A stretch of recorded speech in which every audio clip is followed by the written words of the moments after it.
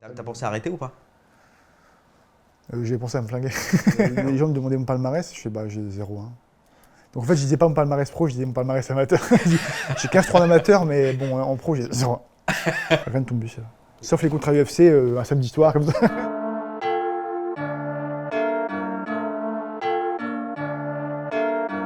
Yeah, feel like John Moran. Need a triple double. Told him check the stats. Yeah, I got a couple. I don't try the ball. Now I never fumble. I'm the MVP. Now I feel like Russell. Feel like John Moran. Need a triple double. Told him check the stats. Yeah, I got a couple. I don't try the ball. Now I never fumble. I'm the MVP. Now I feel like Russell. Yeah, I need it now. Told him on the lay. I've been moving dog. Yeah, I'm on the way. I don't hear the talk. Don't care what they say. I don't got no patience. I can't ever wait. I've been trying to get it. Running up all these digits. And I've been in the gym. I've been up doing. Si t'es un vrai gangster, je parie que ce parking te dit quelque chose. Et qui dit Paris sur Gong, dit Winamax. I need all the wins. Yeah.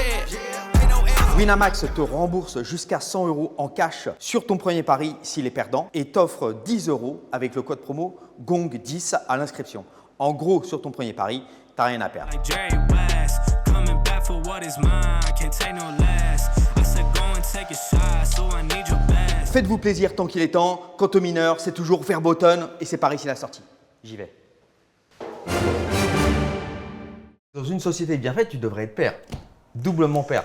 Ouais bah c'est en cours. Le projet est lancé. Pareil. 33 c'est bien. 33 j'aime bien. Pour un homme c'est bien, pour une femme c'est bien d'avoir plus jeune. Non mais 33 c'est bien parce que c'est… 33 c'est un chiffre tu vois, qui veut dire beaucoup pour moi. C'est vrai. Moi je suis rentré dans les ordres Franc-maçonnique. Ouais. Donc 33 maintenant, c'est pour moi c'est plus l'âge du Christ. Il est mort à 33 ans, c'est ça? Je n'ai aucune idée. Non mais tu te fous de moi, je croyais que tu étais un vrai chrétien. Non mais je sais pas comment il est mort. Moi. Quoi? Je sais pas à quel âge il est mort Jésus. Ouais. Mais ça c'est la base. T'as pas fait ton catéchisme toi. Si je t'ai fait en plus. Si. Si, mais moi j'étais pas très à l'écoute. T'es pas assidu. J'étais pas très à l'écoute. Quand t'es petit, t'as pas envie de faire du catéchisme. Hein? Quand t'es petit, t'as pas envie d'y aller. Moi j'ai fait. Tu Moi kiffais c'est après j'ai été un peu… Tu kiffais le catéchisme quand t'étais petit? Quand t'es petit, c'est dur. Tu comprends pas quand t'es petit. Non, moi j'étais quelqu'un… j'ai failli rentrer dans les ordres, les vrais ordres. Ah, non, c'est pas vrai. Mais j'ai fait ma communion, Oui. profession de foi. J'étais… Par contre, j'ai décroché à 12 ans, j'ai compris que… c'est le clergé en fait qui pose un problème dans la religion souvent. T'as des… À chaque fois, je me dis, de toute façon, à chaque fois que je doute, à chaque fois, je me dis, putain, il y a des règles, des choses, je me dis, qu'aurait dit Jésus en fait. Je me dis pas qu'aurait dit le clergé. Le clergé, je m'en fous. Le clergé dit, mariez-vous avant de faire des enfants. C'est ce que Marion dit pareil. Marion dit, il faut qu'on soit absolument mariés avant de faire des enfants. Je dis, est-ce que tu penses que Jésus, il aurait dit, si vous n'êtes pas mariés, pas d'enfants. Je vous dis, moi, t'es pas marié, t'as pas d'enfants. Jésus, il a juste dit, démultipliez-vous. Tu vois, Ouais. il dit, multipliez-vous, faites des enfants. Tu Ouais. vois. Et parfois, ouais, je trouve que le clergé, ils ont leur interprétation, qui n'est pas forcément, selon moi, ça veut pas dire que j'ai raison, mais qui n'est pas forcément la bonne chose. Tu pries avant d'aller combattre? Pas Ou tout- tu- non, t'as une j'ai pensée, déjà fait plusieurs fois. Je prie de manière aléatoire quand je sens que j'ai quand tu- à ouais. prier. Hier soir, j'ai prié. Ça dépend. C'est vraiment parfois quand j'ai l'occasion, quand il y a une idée qui me vient en tête, quand j'ai envie de dire merci. Ça dépend. Quand j'ai besoin d'aide. Parfois, c'est avant les combats, mais ça fait longtemps que je n'ai pas prié avant les combats. Ouais. Non. Et Au tu- début de carrière, ouais, je priais avant mes combats parce que j'avais peur. Ouais. J'ai dit, donne-moi la force. Hmm. Enlève-moi la peur. Mhm. Ça marchait pas. T'écoutais pas? Ah, non, mais il dit- Je pense qu'il t'écoutait, mais il disait, Si, mais débrouille-toi. exactement. Il écoutait, mais il disait. Et j'ai Écoute, du je ne talent. peux pas t'enlever ta peur, mais par contre, je vais te donner la force d'y aller malgré ta peur. Voilà. Mm. Voilà. C'est le cas. Ça m'a réussi. Ouais. Donc t'allais te battre contre ta peur, en fait.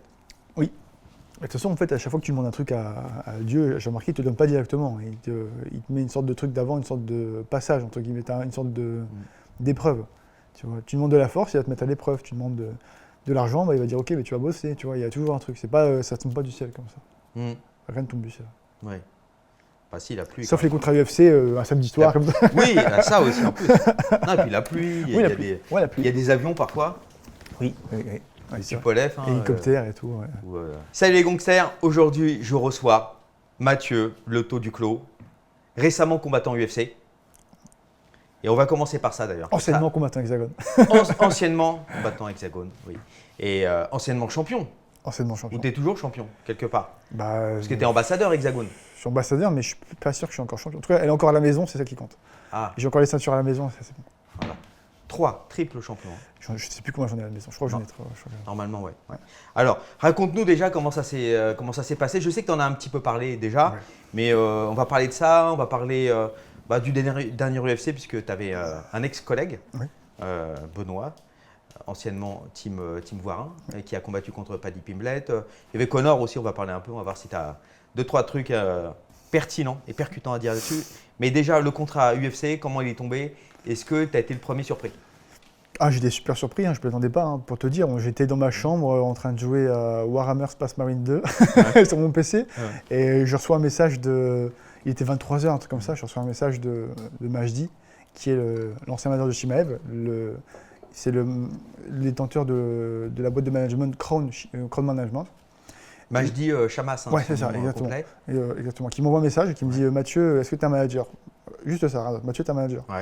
J'ai mis 5 minutes à répondre, donc je ne vois pas tout de suite le message. Je vois le message, je fais oh, j'ai reçu un message et appel direct. Je vois Majdi appelle. Je fais oula, ça sent le truc croustillant là. Donc je fais ça va Majdi tout depuis le temps. Il fait ouais, bon écoute Mathieu, je te dis directement, est-ce que tu es un manager maintenant là tout de suite? Je dis non. Il dit ok si tu veux je suis en contact avec l'UFC, est-ce que tu m'autorises à parler en ton nom et je vois pour te négocier un contrat au Contender Series ou à l'UFC, enfin bref un contrat dans la grande ligue. Et je lui dis oui. Je lui dis oui. Je lui dis écoute tu parles en mon nom, tu agis et tu parles comme si tu étais mon propre manager depuis 10 ans quoi, tu vois. Il fait ok. Il me dit va pas te coucher. Il me dit reste debout, va pas te coucher. J'attends un petit peu, il m'envoie des messages, il me dit est-ce que tu peux m'envoyer ça, des vidéos de tes combats, je lui envoie. Ok. Il me dit ok c'est bon, je suis en train de discuter. Je te confirme ça dans quelques jours. Le lendemain, il me montre des messages avec le matchmaker de l'UFC où il m'envoie qui répond à Majdi il a l'air violent en parlant de moi. Et là je fais ça sent bon tu vois. Quand un matchmaker dit il a l'air violent avec un smiley, tu dis ça sent bon. Et le lendemain il m'appelle, il dit écoute Mathieu, mauvaise nouvelle, les Contender Series c'est mort.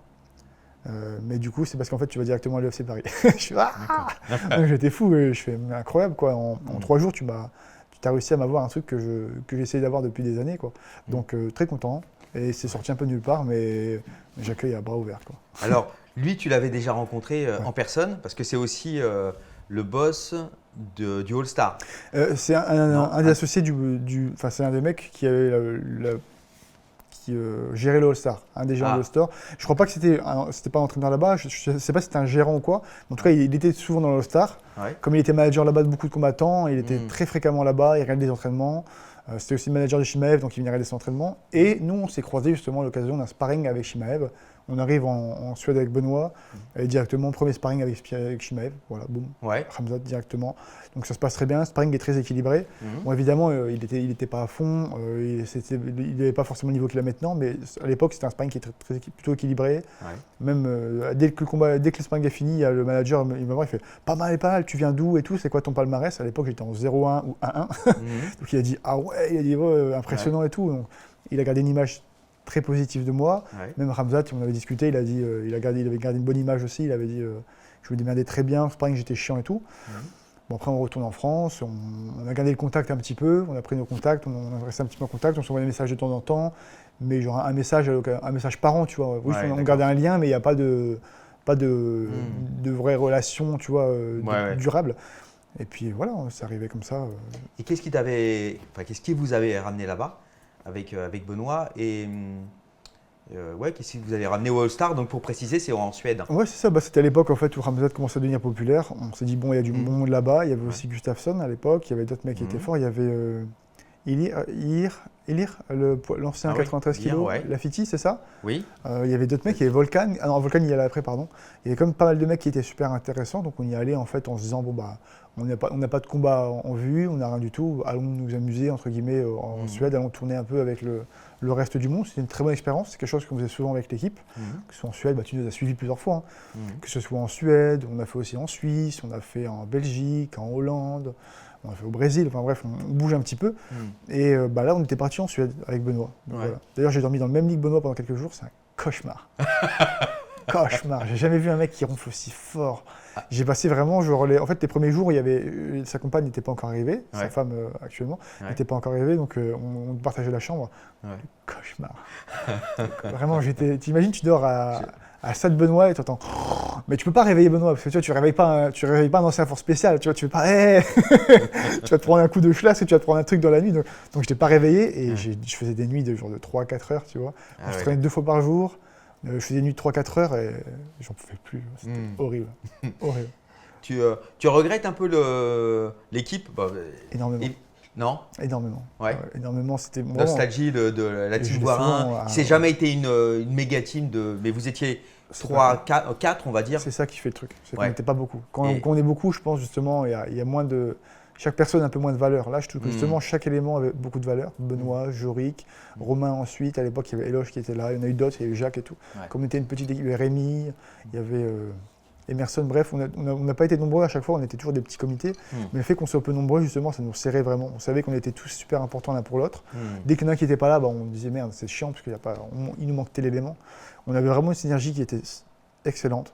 Ça fonctionnait très bien, on progressait beaucoup. Je trouve, moi, j'ai énormément progressé avec l'aide de Benoît, avec l'aide de Jorik. Je pense qu'ils ont progressé aussi. À chaque fois, on remontait ensemble, tu vois. À chaque fois qu'il y en a qui montaient, l'autre rattrapait. Ça allait toujours comme ça, tu vois.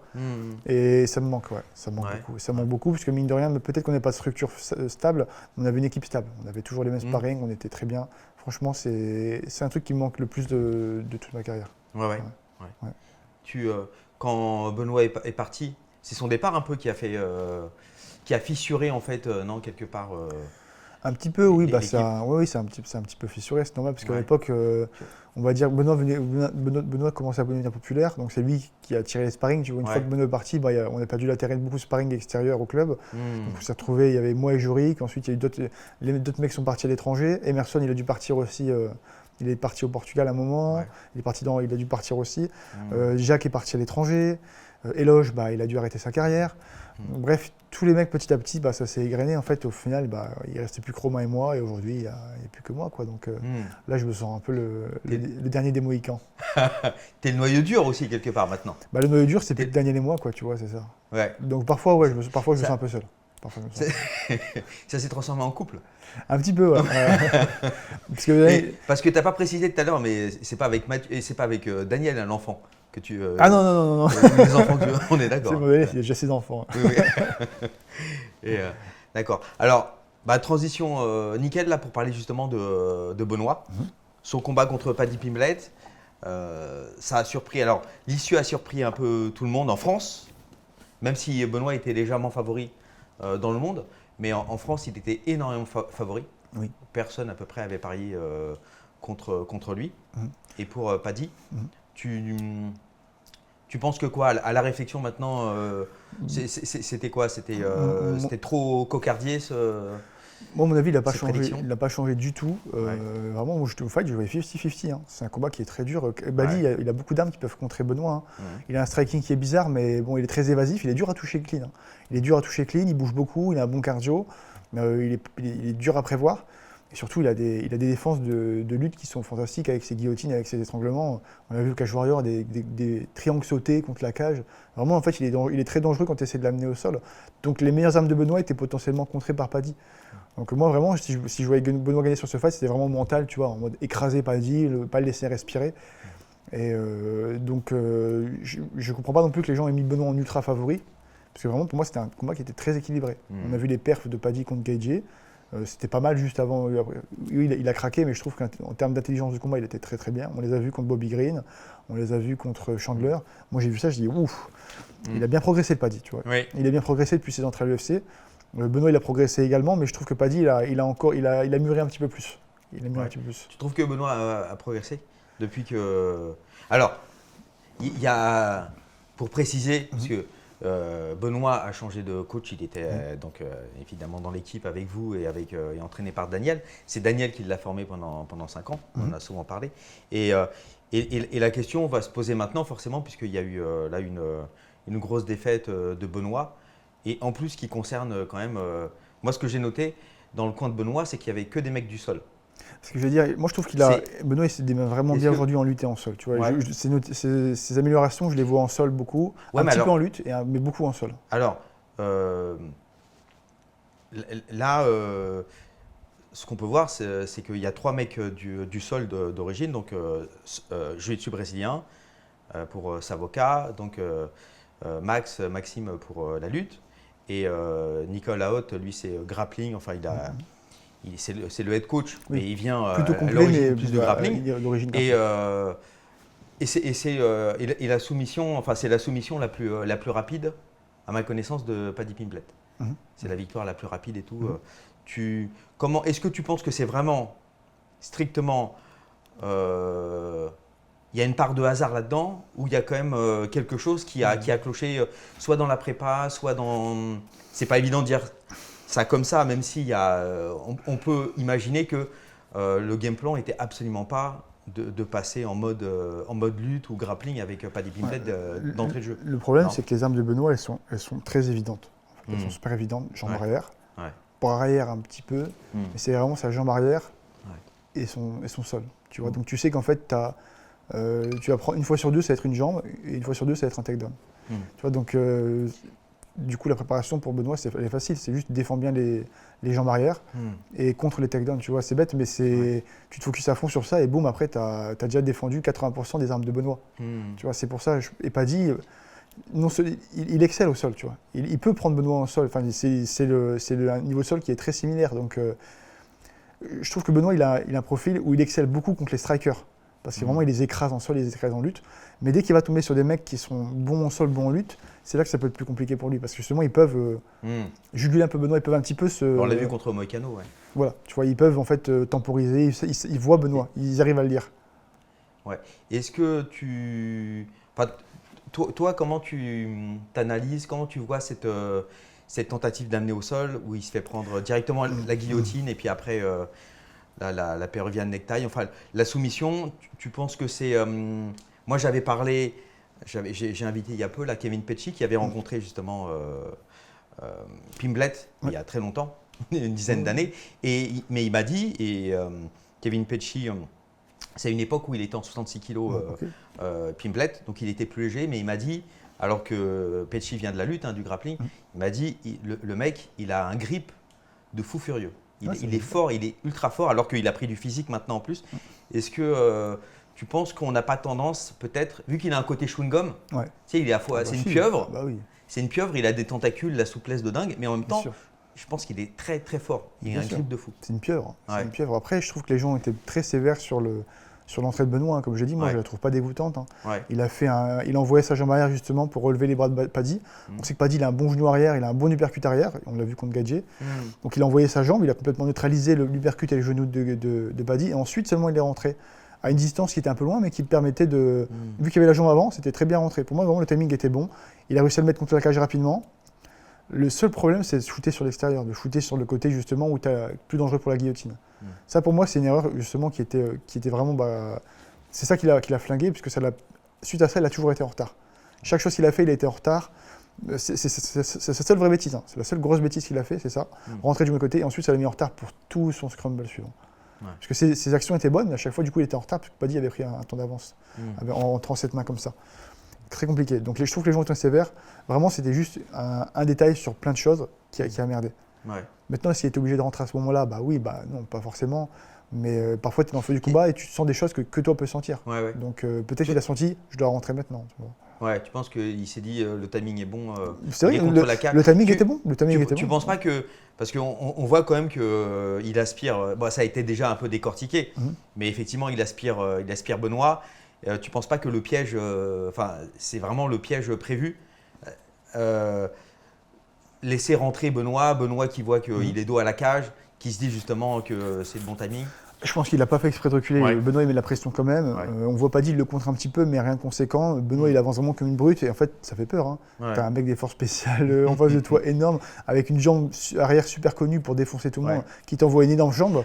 Tu es obligé d'être focus sur la défense. Tu ne peux pas dire, vas-y, j'attaque à ce moment-là. Donc, non, je pense qu'il a vraiment reculé parce qu'il a senti la pression. De toute façon, il n'y a pas beaucoup de gens qui avancent face à Benoît, mine de rien, sauf quand Benoît est fatigué. Mais j'ai très rarement vu les gens avancer vers Benoît. Et la plupart du temps, c'est Benoît qui avance.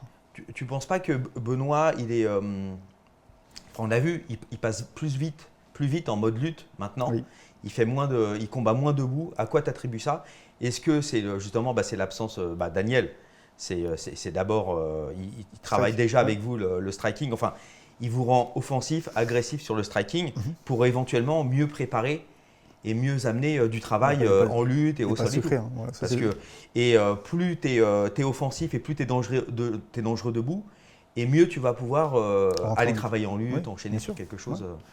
C'est ce qu'il a fait. Moi, vraiment, là, il est vraiment resté dans l'ADN de Daniel, dans le sens où il a mis la pression au strike direct avec l'anglaise, avec les jambes, et boum, il est rentré tout de suite en lutte. Vraiment, la seule erreur, c'est le shooter avec la tête sur le côté.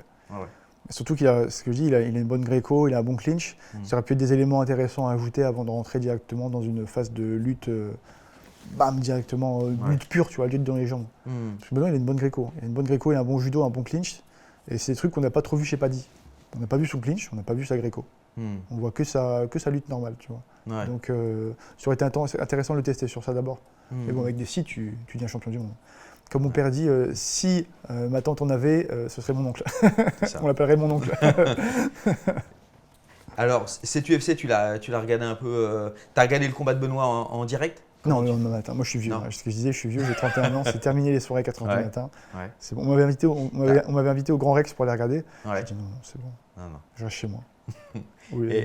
Et alors, cette carte-là? Mais par contre, je me suis réveillé genre vers 6h, 7h du matin et impossible de me rendormir. Tu vois, je me suis réveillé, j'ai envie de pisser et impossible de me rendormir. Je pensais qu'à ça, je me dis le combat de Benoît, le combat de Benoît, le combat de Benoît. Tu vois, j'arrivais pas à me rendormir.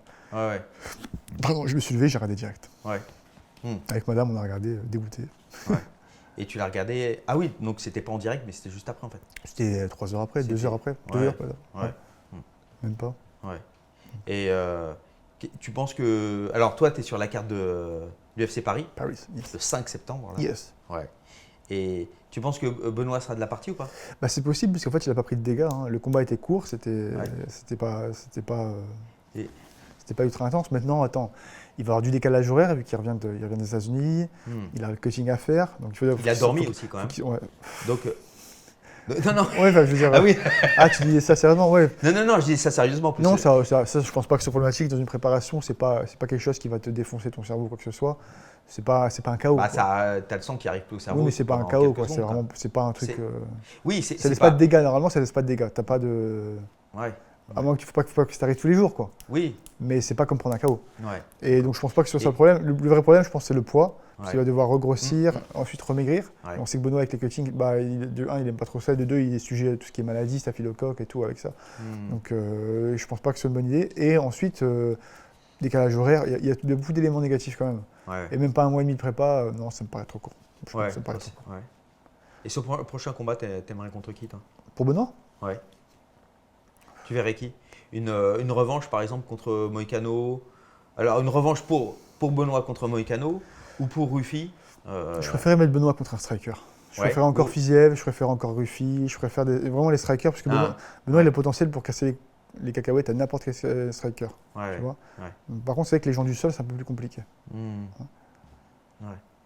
Mais tu penses que, parce qu'au départ, c'est ça, sa grande force, c'est qu'effectivement, il peut faire des dégâts debout. Parce qu'avec Daniel, vous affûtez toutes les armes. Les genoux, toi, on les voit, tout est finish. Genoux, coude, poing, tibia. Tout. Enfin, Vraiment, je vais tout. C'est que j'utilise. J'ai KO, TKO, j'ai poing, j'ai coude, j'ai genoux, j'ai jambes, j'ai quasiment tout. Il me manque c'est ça. On va voir tout ça parce qu'on va décortiquer un peu tes combats, tout pédigré. Je sais pas, peut-être la tête. L'épaule, les doigts. Peut-être j'ai même gagné aussi avec le talon là, contre Alexis Fontaine, avec le talon dans l'œil. Donc j'ai tout, franchement j'ai tout. Et en plus tu coupes avec ton talon. Donc là j'ai tout. Tu vas avoir des durillons ou un truc comme ça, non? J'ai tout, je sais pas, des ailes de petit comme des poulets là à l'arrière, un truc. C'est ça.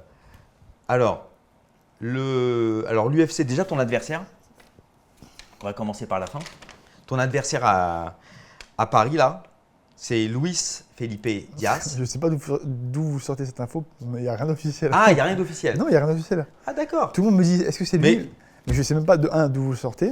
Ah ouais? Et de 2, il n'y a aucune annonce qui a été faite. Personne. Merde. Non mais vraiment, ça tombe, c'est même pas lui, vraiment, c'est même pas lui. Tout le monde sort d'accord. Mais alors ça sort d'où ce truc-là? C'est comme quoi, tu sais, justement, c'est la transition, c'est Michael Aljarouge. Oui. Donc, combattant 57 kg Oui. de la Old School Academy, Très bien, qui combat le UFC. qui combat lui aussi à l'UFC J'ai Paris. appris Ouais. aujourd'hui. En fait, c'est pas l'UFC, c'est l'Hexagone. Il n'y aura que des mecs de l'Hexagone, tu sais. Elle est pas mal celle-là. Ouais, c'est un UFC hexagonal. Ouais, c'est ça. Ouais, voilà, c'est. Voilà. Donc, et lui, il combat un Espagnol. Ok. Alors, et la fuite, là, on sait d'où ça vient du côté espagnol. Fabias Sintes, qui est un 11-3, et on va le recevoir bientôt, justement, Michael, Ok. et puis ses collègues de la Old School pour parler de tout ça. Ok. Parce Très que bien. la Old School s'est répandue, ça y est, premier pied à l'UFC, Ah, c'est bien, ouais, c'est très bien. ouais, mais ils sont déjà au KSW, Oui, ils sont au partout. PFL, à Ouais. l'Hexagone, ils sont… Puis c'est bien pour Michael parce que ça fait longtemps qu'il est sur le circuit, il charbonne depuis longtemps, et vraiment il mérite. Ouais, ouais, C'est plaisir de voir des gens comme ça arriver au bon endroit. ouais, Les bonnes personnes au bon endroit. ça c'est clair. Et alors, tu aimerais voir qui, toi, sur cette carte de l'UFC Paris, là? Tu aimerais avoir qui comme collègue? Ou t'aimerais qui ne pas avoir, plutôt? Déjà, je pense à moi. Déjà, je suis sur la carte, je suis content en fait. Ouais, ouais. Non, Il y aurait que toi sur la carte, ça tirait. oui. Et comme j'ai dit à Daniel, un Team Voirin, 100% UFC. Hein. Bah, C'est 100% des combattants de la Team Voirin sont à l'UFC. Romain. Ah, il n'y a que moi. Oui, il n'y a que moi. Oui, il n'y a que moi. Ouais, c'est vrai. Ouais, Oui. je pense que c'est le seul coach avec 100% des combattants. Ah, c'est pas faux ça. La stat n'est pas dégueulasse, Ouais, en tout cas. ça, c'est pas mal. Ouais, ouais. Apprendre à utiliser les stats pour manipuler Ouais. l'opinion. Pas mal. Et alors, l'UFC, bon, pour revenir sur le dernier UFC, là, McGregor, le non-combat contre Holloway, t'en as pensé quoi? Qu'est-ce qu'on peut en penser? De toute façon, il m'a demandé la même chose à Winamax, sur le plateau Ouais, de l'UFC, à Mandal, il m'a demandé Ouais. la même chose. Je leur avais dit, mais en fait, on voit que Conor, il est parti depuis 5 ans, Mm. et j'ai l'impression que son physique, il a pris 15 ans. Tu vois, que ce soit son visage, que ce soit son corps, j'ai l'impression que son physique a pris 15 ans, que c'est un vieux. Surtout tu le vois. visage et les yeux. Ouais, bah, ça, c'est les stéroïdes. En fait, la testostérone, ça te fait gonfler tes yeux, Ouais. ta tête comme ça. Mm. Et les stéroïdes n'ont pas aidé. Mm. Et j'ai discuté encore avec quelqu'un il n'y a pas longtemps, c'est que les stéroïdes, en fait, ça te fait pousser tes muscles, mais tes ligaments, tes tendons, ils ne suivent pas, en fait. Ça Ah prend oui, plus de temps. oui. Du coup, oui, tu es musclé, mais en fait, tu n'es pas Ça solide. claque, c'est pour ça Tu es que fragile. T'es fragile. c'est pour ça que les stéroïdés, souvent, ils font Ils se blessent toujours. des claquages, Ouais, ils sont toujours biceps. blessés. Exactement, c'est ouais. exactement ça. Ouais. Donc, faut pas être surpris. Et puis maintenant, Et- bah, c'est non seulement il est parti 5 ans, mais c'était 5 ans à faire de la chouille Ben oui. à volonté, quoi. Alcool, drogue, C'est ça, femmes. Total, le grand chelem, euh, viol, la totale. Après, attention, parce que justement, ces accusations de viol, Ouais. elles ont été faites après sa volonté de devenir homme politique en Irlande. Il a dit, je vais me présenter à un truc. On sait que les politiques, ils aiment En tout bien. cas, il aurait été vraiment condamné. Ouais, ouais, mais bon. Il y a mais c'est- c'est vrai qu'on est d'accord. Donc, bon. Après, vu Je suis pas spécialiste, hein, je connais vu pas son toute taux l'histoire. d'alcoolémie, je serais pas surpris non plus. de drogue et tout, à mon avis. Je serais pas surpris même, non plus, ouais. mais je sais que les sportifs au niveau, Mhm. ils sont tous accusés de viol. Ouais. Tu vois, tu vois, donc quand il y a beaucoup d'argent, je sais que les accusations de viol, elles deviennent faciles. Donc, voilà, Ouais. je critique, je sais pas sur ça. J'ai pas envie de C'est dire vrai. un truc, j'ai pas envie de qualifier quelqu'un de violeur, alors qu'en fait, tu vois, Au niveau de la justice, on est bon en tout cas. On ne peut pas nous attaquer. c'est pas, on y est pas, Point c'était genre un Euh. jury civil ou je sais pas quoi, partie civile, un truc comme ça. Genre c'était un truc particulier, je sais plus quoi. Non, il y a j'avais vérifié, il y a une condamnation, c'est-à-dire que c'est pas un arrangement Ok. à l'amiable et tout, il y a Ok. eu condamnation pénale. Je sais, j'ai pas suivi assez ce truc, mais Et ouais, mais bon, c'est si c'est un violeur établi, qu'il a se fait enculer. C'est hein, le- mais voilà, c'est juste qu'il faut être sûr à 100%. Juste ça. le milieu des superstars. Hein, de toute façon, il y a un peu que ça. Bah, c'est pour ça que parfois tu peux mettre des doutes sur ça, parce qu'en fait, bah, justement, le mouvement MeToo, il était justifié, mais justement, tu as des gens qui ont profité, justement, qui ont vu que ça fonctionnait bien, ce mouvement et tout, pour utiliser leurs propres intérêts. Donc, il faut voir maintenant. Et- C'est plus compliqué qu'avant. Maintenant, c'est pas juste, oui, il m'a violé. En fait, oui. Tu vois, c'est beaucoup plus compliqué que ça. Et puis, on parle pas forcément des plus grosses affaires. Et puis, Ah, pub, ça, et c'est tous sûr. les réseaux et Ah, ça, compagnie. c'est quoi. sûr. Ouais. C'est sûr. Et mais est-ce que McGregor, oui, le truc, c'est que c'est plus un combattant. Je sais pas, on est d'accord. C'est plus. Bah, je pense que moi, c'est mon avis sur ça, c'est que c'est Ouais. pas un combattant, c'est plus un combattant, c'est avant tout maintenant de l'influence, un businessman, tout ça. Mais en fait, il a envie de revenir à la source. Enfin, je pense qu'il se rend compte que ça le rend pas heureux ce qu'il a là maintenant. Parce que bon, les soirées, la drogue, l'alcool, c'est éphémère. Le business, c'est éphémère, tu as de l'argent, mais si tu fais rien de ta journée, que tu es à la piscine comme ça, tu es bien pendant une semaine, 2 semaines, et après tu fais putain, mais je fais quoi en fait? C'est ça ma vie. Et moi je vois vraiment que ce soit à travers sa coupe, le Mohawk, que ce soit à travers son attitude ou son style, même s'il est redevenu comme avant en maître karaté, il a envie de redevenir le Conor qu'il était avant. Il a envie de redevenir son former self, son ancien Conor, vraiment l'origine de tout en fait, et il n'y arrive pas. Tu vois. Je pense que c'est frustrant parce qu'il a vraiment envie de devenir. Il a vraiment envie de devenir carré comme avant. Ce que je disais, il a trouvé la foi. Donc j'imagine qu'il va arrêter tous ses excès et tout ça. Il a vraiment envie de redevenir le Conor qu'il était avant. Et t'imagines, tu fais tout pour redevenir ça et boum, tu t'éclates, tu t'écrases comme ça en une minute. Alors, en tout cas, tu vois, on a affaire à une caricature. Il y a eu un. Est-ce qu'il n'y a pas de l'abus de confiance quelque part? Il y a un peu une. Il y a de l'arnaque sur la marchandise là, quand même. Non, Tu peux jamais savoir tant que. il a pris 20 millions pour 2. Ouais, mais tu peux jamais savoir tant que le combat n'est pas passé. Poiros. Instant, il aurait mis KO Holloway. Si s'est pas blessé, il aurait mis KO Holloway en 20 secondes. Tu vois, on ne sait pas en fait. Hein. Donc c'est pour ça, là, ça reste encore sur un mystère. Mine de rien, moi, j'attends quand même son retour. Hein. Ah Là, ouais je me dis, son prochain combat, il peut. Moi, je l'attendais déjà, je l'attendais pas. Déjà, j'arrêtais pas de dire. Pour moi, c'est un film de science-fiction. Le Ouais, mais truc. t'as quand même regardé. Quoi T'as quand même regardé soit en live ou dès le matin, t'as regardé directement. T'as regardé en live ou bien dès le matin? J'ai regardé en live, mais c'était surtout pour le combat de Benoît à Pimlet. Oui, mais t'as regardé Connor quand même. Et ouais, mais franchement. Et l'arène était remplie et le pay-per-view, le nombre de. Je t'assure que Connor, je sais très bien que c'est devenu sa propre caricature et que plus jamais, là maintenant, c'est sûr. même ce que fait l'UFC, c'est pas bien par rapport à ça. Parce qu'ils savent très bien, ils savent très bien à chaque fois dans quel état de forme les combattants sont. Je demande à voir. Je te jure, je demande à voir. Je pense qu'il est capable de T'as vu faire sur des la bonnes Fight choses. Week, tout ce qu'il dit, c'est il n'y a plus rien qui passe en fait. C'est plus Connor C'est d'avant. Oui, dévitalisé. oui, non, mais c'est ça, c'est plus Connor d'avant. Après, on sait jamais. Hein, le mec, il peut plus savoir parler, en fait, être un très bon combattant, on sait pas. Hein, mais je sais que j'ai des doutes. T'as vu sa gestuelle, Oui, c'est pour ça que je toutes dis. ses postures. Et ça n'a plus rien à voir. C'est pour ça que je te dis, vraiment, on voit, il veut faire comme avant. Ouais. Il a envie d'être comme avant. Il a envie de Et- retrouver, que ce soit dans ses mimiques, sa façon de parler, il veut devenir comme avant. Mais nous, on voit que c'est pas. Lui, il s'en rend pas compte, mais nous, on voit que c'est une caricature, mais pour lui, il redevient comme avant. Le Mohawk, moi, j'ai vu le Mohawk, j'ai fait, c'est bon. J'ai vu le Mohawk, j'ai fait, ah là là, c'est mort, c'est mort. On aurait dit Chuck Liddell, plutôt que Connor, vraiment. Ouais, Chuck Liddell Il ressemblait plus à Chuck Liddell qu'à son ancien Connor. Ouais. Je sais pas, même, je me souviens, l'ancien Connor, il avait son Mohawk, il était un peu, je sais pas, genre aérien, c'était, je sais pas, il y avait un truc. Là, il est arrivé, vraiment, on aurait dit genre. Là, il l'a fait tout seul devant la glace. Mr. T, je sais pas quoi, ouais, il y a Ouais. plus rien de vraiment, t'as raison, c'est une caricature. C'est flingué. Ouais. Une caricature. Et vraiment, il veut se retrouver comme il était avant, mais tout ce qu'il arrive à faire, c'est de créer une caricature. Ça va, t'es bien, Thelma? Et donc, bah écoute. Donc, ton adversaire officiellement, Personne. tu sais, personne pour l'instant. Personne. Donc peut-être un Français. Virgil Hogan. Je sais pas s'il a signé le. C'est un. Il a Non, mais signé. il peut. Non, officiellement, il n'a pas signé, mais là, il signe quand même pas mal de Français. Ouais. Donc, c'est pas impossible. Oui, c'est possible. C'est possible. Ça reste ouvert. Ça reste ouvert. Alors, Mais en vrai, moi, je connais mon adversaire. C'est ce que je vous ai pas dit. Hein. C'est ce Ah, que- tu le connais, Moi, je ton le connais. adversaire. C'est ce que D'accord. je le dis pas. C'est donc, ok. c'est pas Virgil. Non, c'est pas. Ouais, déjà, voilà. Et donc, c'est quelqu'un qui est déjà à l'UFC? Ouais.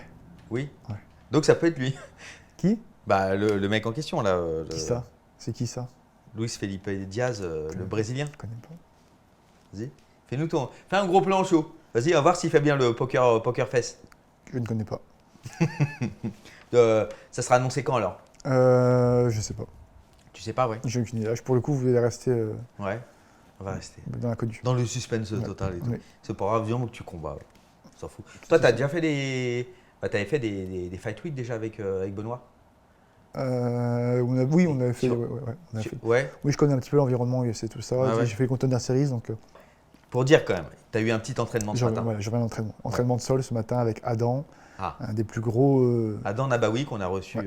un des ici il plus y a peu. gros combattants français de grappling. Gros, on dit pas. Gros dans le sens gros. Ah, il est gros, il est balèze quand même. Il est balèze, hein, ouais. Gros dans le Pèse sens. combien il est à peu centaine. près à ton poids. Non, la centaine. Ouais. La centaine? Ah ouais, un peu plus lourd que toi. Non, ça n'a pas la même carrure. Ouais. Ouais. Toi, mais il ressemble physiquement un peu à ton futur adversaire ou pas? Bon. T'as failli m'avoir. C'était pas loin. On n'est pas passé loin. Ah, c'était pas Merde. loin. Ah C'était oui, pas non. loin. Bien vu. J'ai juste en faire. Bien vu. Et, moi, c'est passé comment alors avec Adam? On Excellent, va bientôt voir. Excellent, là c'était beaucoup de techniques, on a fait un peu de drill et tout. Il est très satisfait de ma base de grappling et tout. Donc, c'est un petit peu surpris, il a dit qu'il avait du niveau et tout. Donc je suis très content. J'avais peur qu'il me dise écoute, t'es nul à chier, il y a trop de boulot. Non, ça va. Démissionne direct. Ouais, il a dit écoute, abandonne, déchire le contrat retourne à UFC. l'hexagone. Ouais. Donc non, il m'a dit que c'était très bien, qu'il y avait Ouais. une bonne base et que sur papier, techniquement, j'étais meilleur que l'adversaire. Mais tant voilà, en combat, on sait jamais. Hein. D'accord. T'es meilleur, mais tu prends une patate, t'es plus meilleur. Donc faut être conscient de ça. Donc non, très bon entraînement, très qualitatif. On voit qu'il a beaucoup de connaissances techniques. Non seulement il a beaucoup de connaissances techniques, mais il a aussi beaucoup de connaissances pratiques. Tu vois, parce que parfois il y a des trucs techniquement, on dit oui, fais ça, mais ça marche pas. Là, on voit qu'il sait de quoi il parle. Donc très heureux de ma première séance. Et puis on va bosser ensemble pendant quasiment 2 mois. Ouais. Qu'est-ce que tu aimerais le plus peaufiner, toi, comme secteur? Bah écoute, en fait, avant, quand il y avait Benoît qui était tout le temps là, on s'entraînait beaucoup en sol et en lutte. Tu vois, j'avais naturellement un sparring qui était amené à faire du sol, de la lutte. Là, j'en ai plus forcément beaucoup, à part Toto, mais Toto, c'est pas le profil de l'adversaire. Le profil de l'adversaire, c'est plutôt un mec inconnu, mystérieux. Moins élancé. Donc, c'est dur de trouver quelqu'un qui vraiment ressemble. Adam, c'est le personnage le plus proche, en tout cas physiquement, qu'on ait pu trouver, et surtout avec un ultra haut niveau, même supérieur au mec. Donc là, je suis content, on peut pas trouver mieux. Vraiment, je suis bien. Donc en fait, ton camp a commencé. Le camp a commencé tranquillement. Le pré-camp, c'est l'apéritif, l'apéro là. Voilà, c'est ça. Là, je me concentre beaucoup sur ce qui est cardio, tu vois, sur faire des fractionnés, que ce soit au sac ou à la piste, avoir une bonne base de cardio sans non plus trop fatiguer le corps, pour pas que j'arrive dans le camp fatigué. Le but, c'est vraiment ça, prendre un petit peu en technique pour avoir les techniques que je vais effectuer pendant le camp pour défendre et tout ça. Donc voilà. Là, c'est plus une préparation au camp, mais ça va pas tarder, quoi. Alors, depuis que tu es combattant UFC et que tu as fait une croix sur les 100K, alors, comment ça s'est passé d'ailleurs, le tournoi, la fin du tournoi, pour annoncer ça? Parce que dès qu'on dit UFC, tournoi 100K, il y a une grosse croix. De toute façon, le tournoi, on en avait parlé avec Daniel déjà. Vous étiez dans l'inconnu total. Mais par contre, dès que j'ai dit à Daniel, écoute Daniel, c'est mort pour les 100 000, tu n'auras pas le chèque. Alors, le moment où je l'appelle, il est devant chez moi avec une arme à feu comme ça. Comment ça, il n'y a pas de chèque? Non, mais déjà, nous, on savait que… L'équipe a failli tomber à 0. Ah ouais, c'était pas passé loin là. Et peut-être, c'est ça, là, c'était mort. Même l'entraîneur, après, terminé, plus personne, tu vois, il n'y a plus de team voir. Non, mais on savait ce qu'on voulait. On voulait le FC depuis le début, on ne s'est pas caché. On a déjà eu la première occasion avec les Contender Series, on a foncé. Aujourd'hui, on a une occasion avec l'UFC sur un contrat de 4 combats. C'est mort. C'est mort, il n'y a rien. Et 100 000, ça vaut plus qu'en 100 000, ça vaut plus que tout. De toute façon, je l'ai déjà dit, moi, Daniel, il aime l'argent. Moi, j'aime l'argent aussi, mais mon but, c'est pas d'être millionnaire, c'est pas d'être milliardaire. Si je gagne pas 100 000 maintenant, mais que je suis allé au bout de ma carrière, je serais satisfait. Je pourrais dire à mes petits-enfants et mes enfants, écoute, ton papa, ton papy, c'était un combattant UFC. Oui, ça y est. C'est bon. Tu vois, c'est bon. Donc, victoire ou défaite, tu vois. Je dis, donc, je suis déjà content de ça. Donc, voilà, juste ça. Je crois que… On avait parlé un peu de ça. Le premier podcast qu'on avait fait ensemble, c'était il y a 4 ans. Ah, c'est possible. J'ai commencé à 5 ou 6 ans en pro. Donc, Et c'est ça. Oui, c'était à peu près 1 an à peu près. Et j'avais les mêmes paroles, j'avais dû dire pareil et dire… oui, c'est ça. Parce que ça, justement, ça me rappelle quelque chose. Tu pourras dire à ton fils, et à ton donc, petit-fils… mission accomplie déjà. Mission accomplie, mais pour moi, c'est rien. Tu vois, c'est qu'une partie. Là, je suis qu'à 50%. Maintenant, il faut grimper un petit peu quand même. Bien sûr. Tu as eu la sensation de progresser? Enfin, quelle sensation tu as eu de progresser? On va en reparler là avec tous tes combats, justement. Tu arrives à ton 14e combat professionnel. Là, le combat à l'UFC, ça sera ton 14e. Quelle sensation tu as eu de progression générale au fur et à mesure des combats que tu as eu, de tes défaites? Tu as eu 3 défaites jusqu'à maintenant, très différentes. Et je pense que tu as beaucoup appris de chacune de ces défaites. C'est ça qu'il faut faire. De toute façon, il n'y a pas de secret. Quand vous perdez, il ne faut pas dire oui, c'était la fois, tu n'as pas de chance. Il faut vraiment se dire qu'il y a quelque chose qui vous a fait merder, trouver, identifier ce pourquoi, et en fait que ça ne se reproduise pas. C'est simple. J'essaie vraiment de faire ça. Et pour l'instant, ça va, je ne perds jamais de la même façon. Donc c'est plutôt bon signe. Ou alors c'est que tu as des adversaires très variés. Oui, aussi. En fait, j'affronte un peu tout type de combattants. Donc, de tout niveau, des mecs très forts, des mecs moins forts.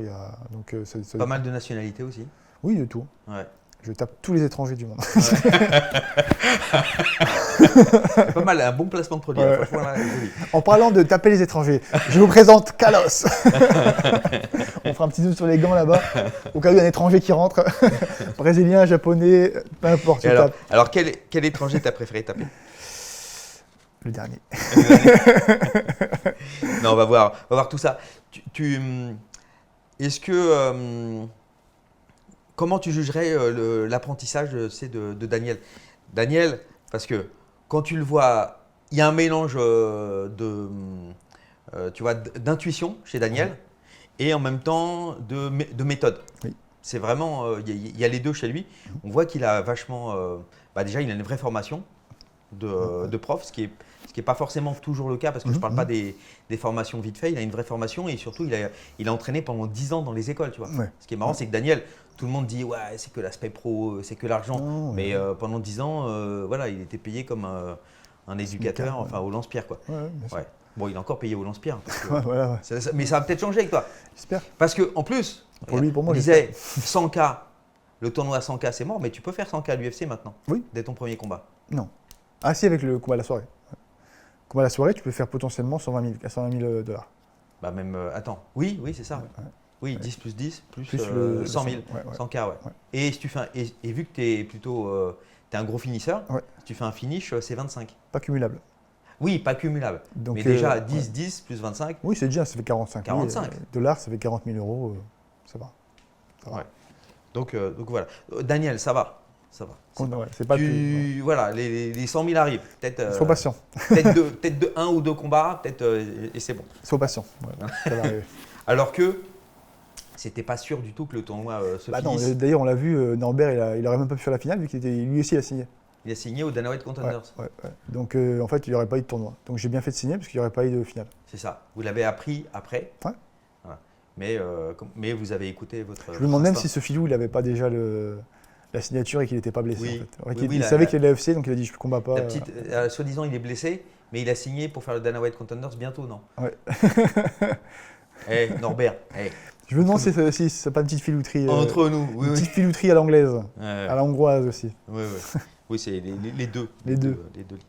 Et alors, comment tout commence?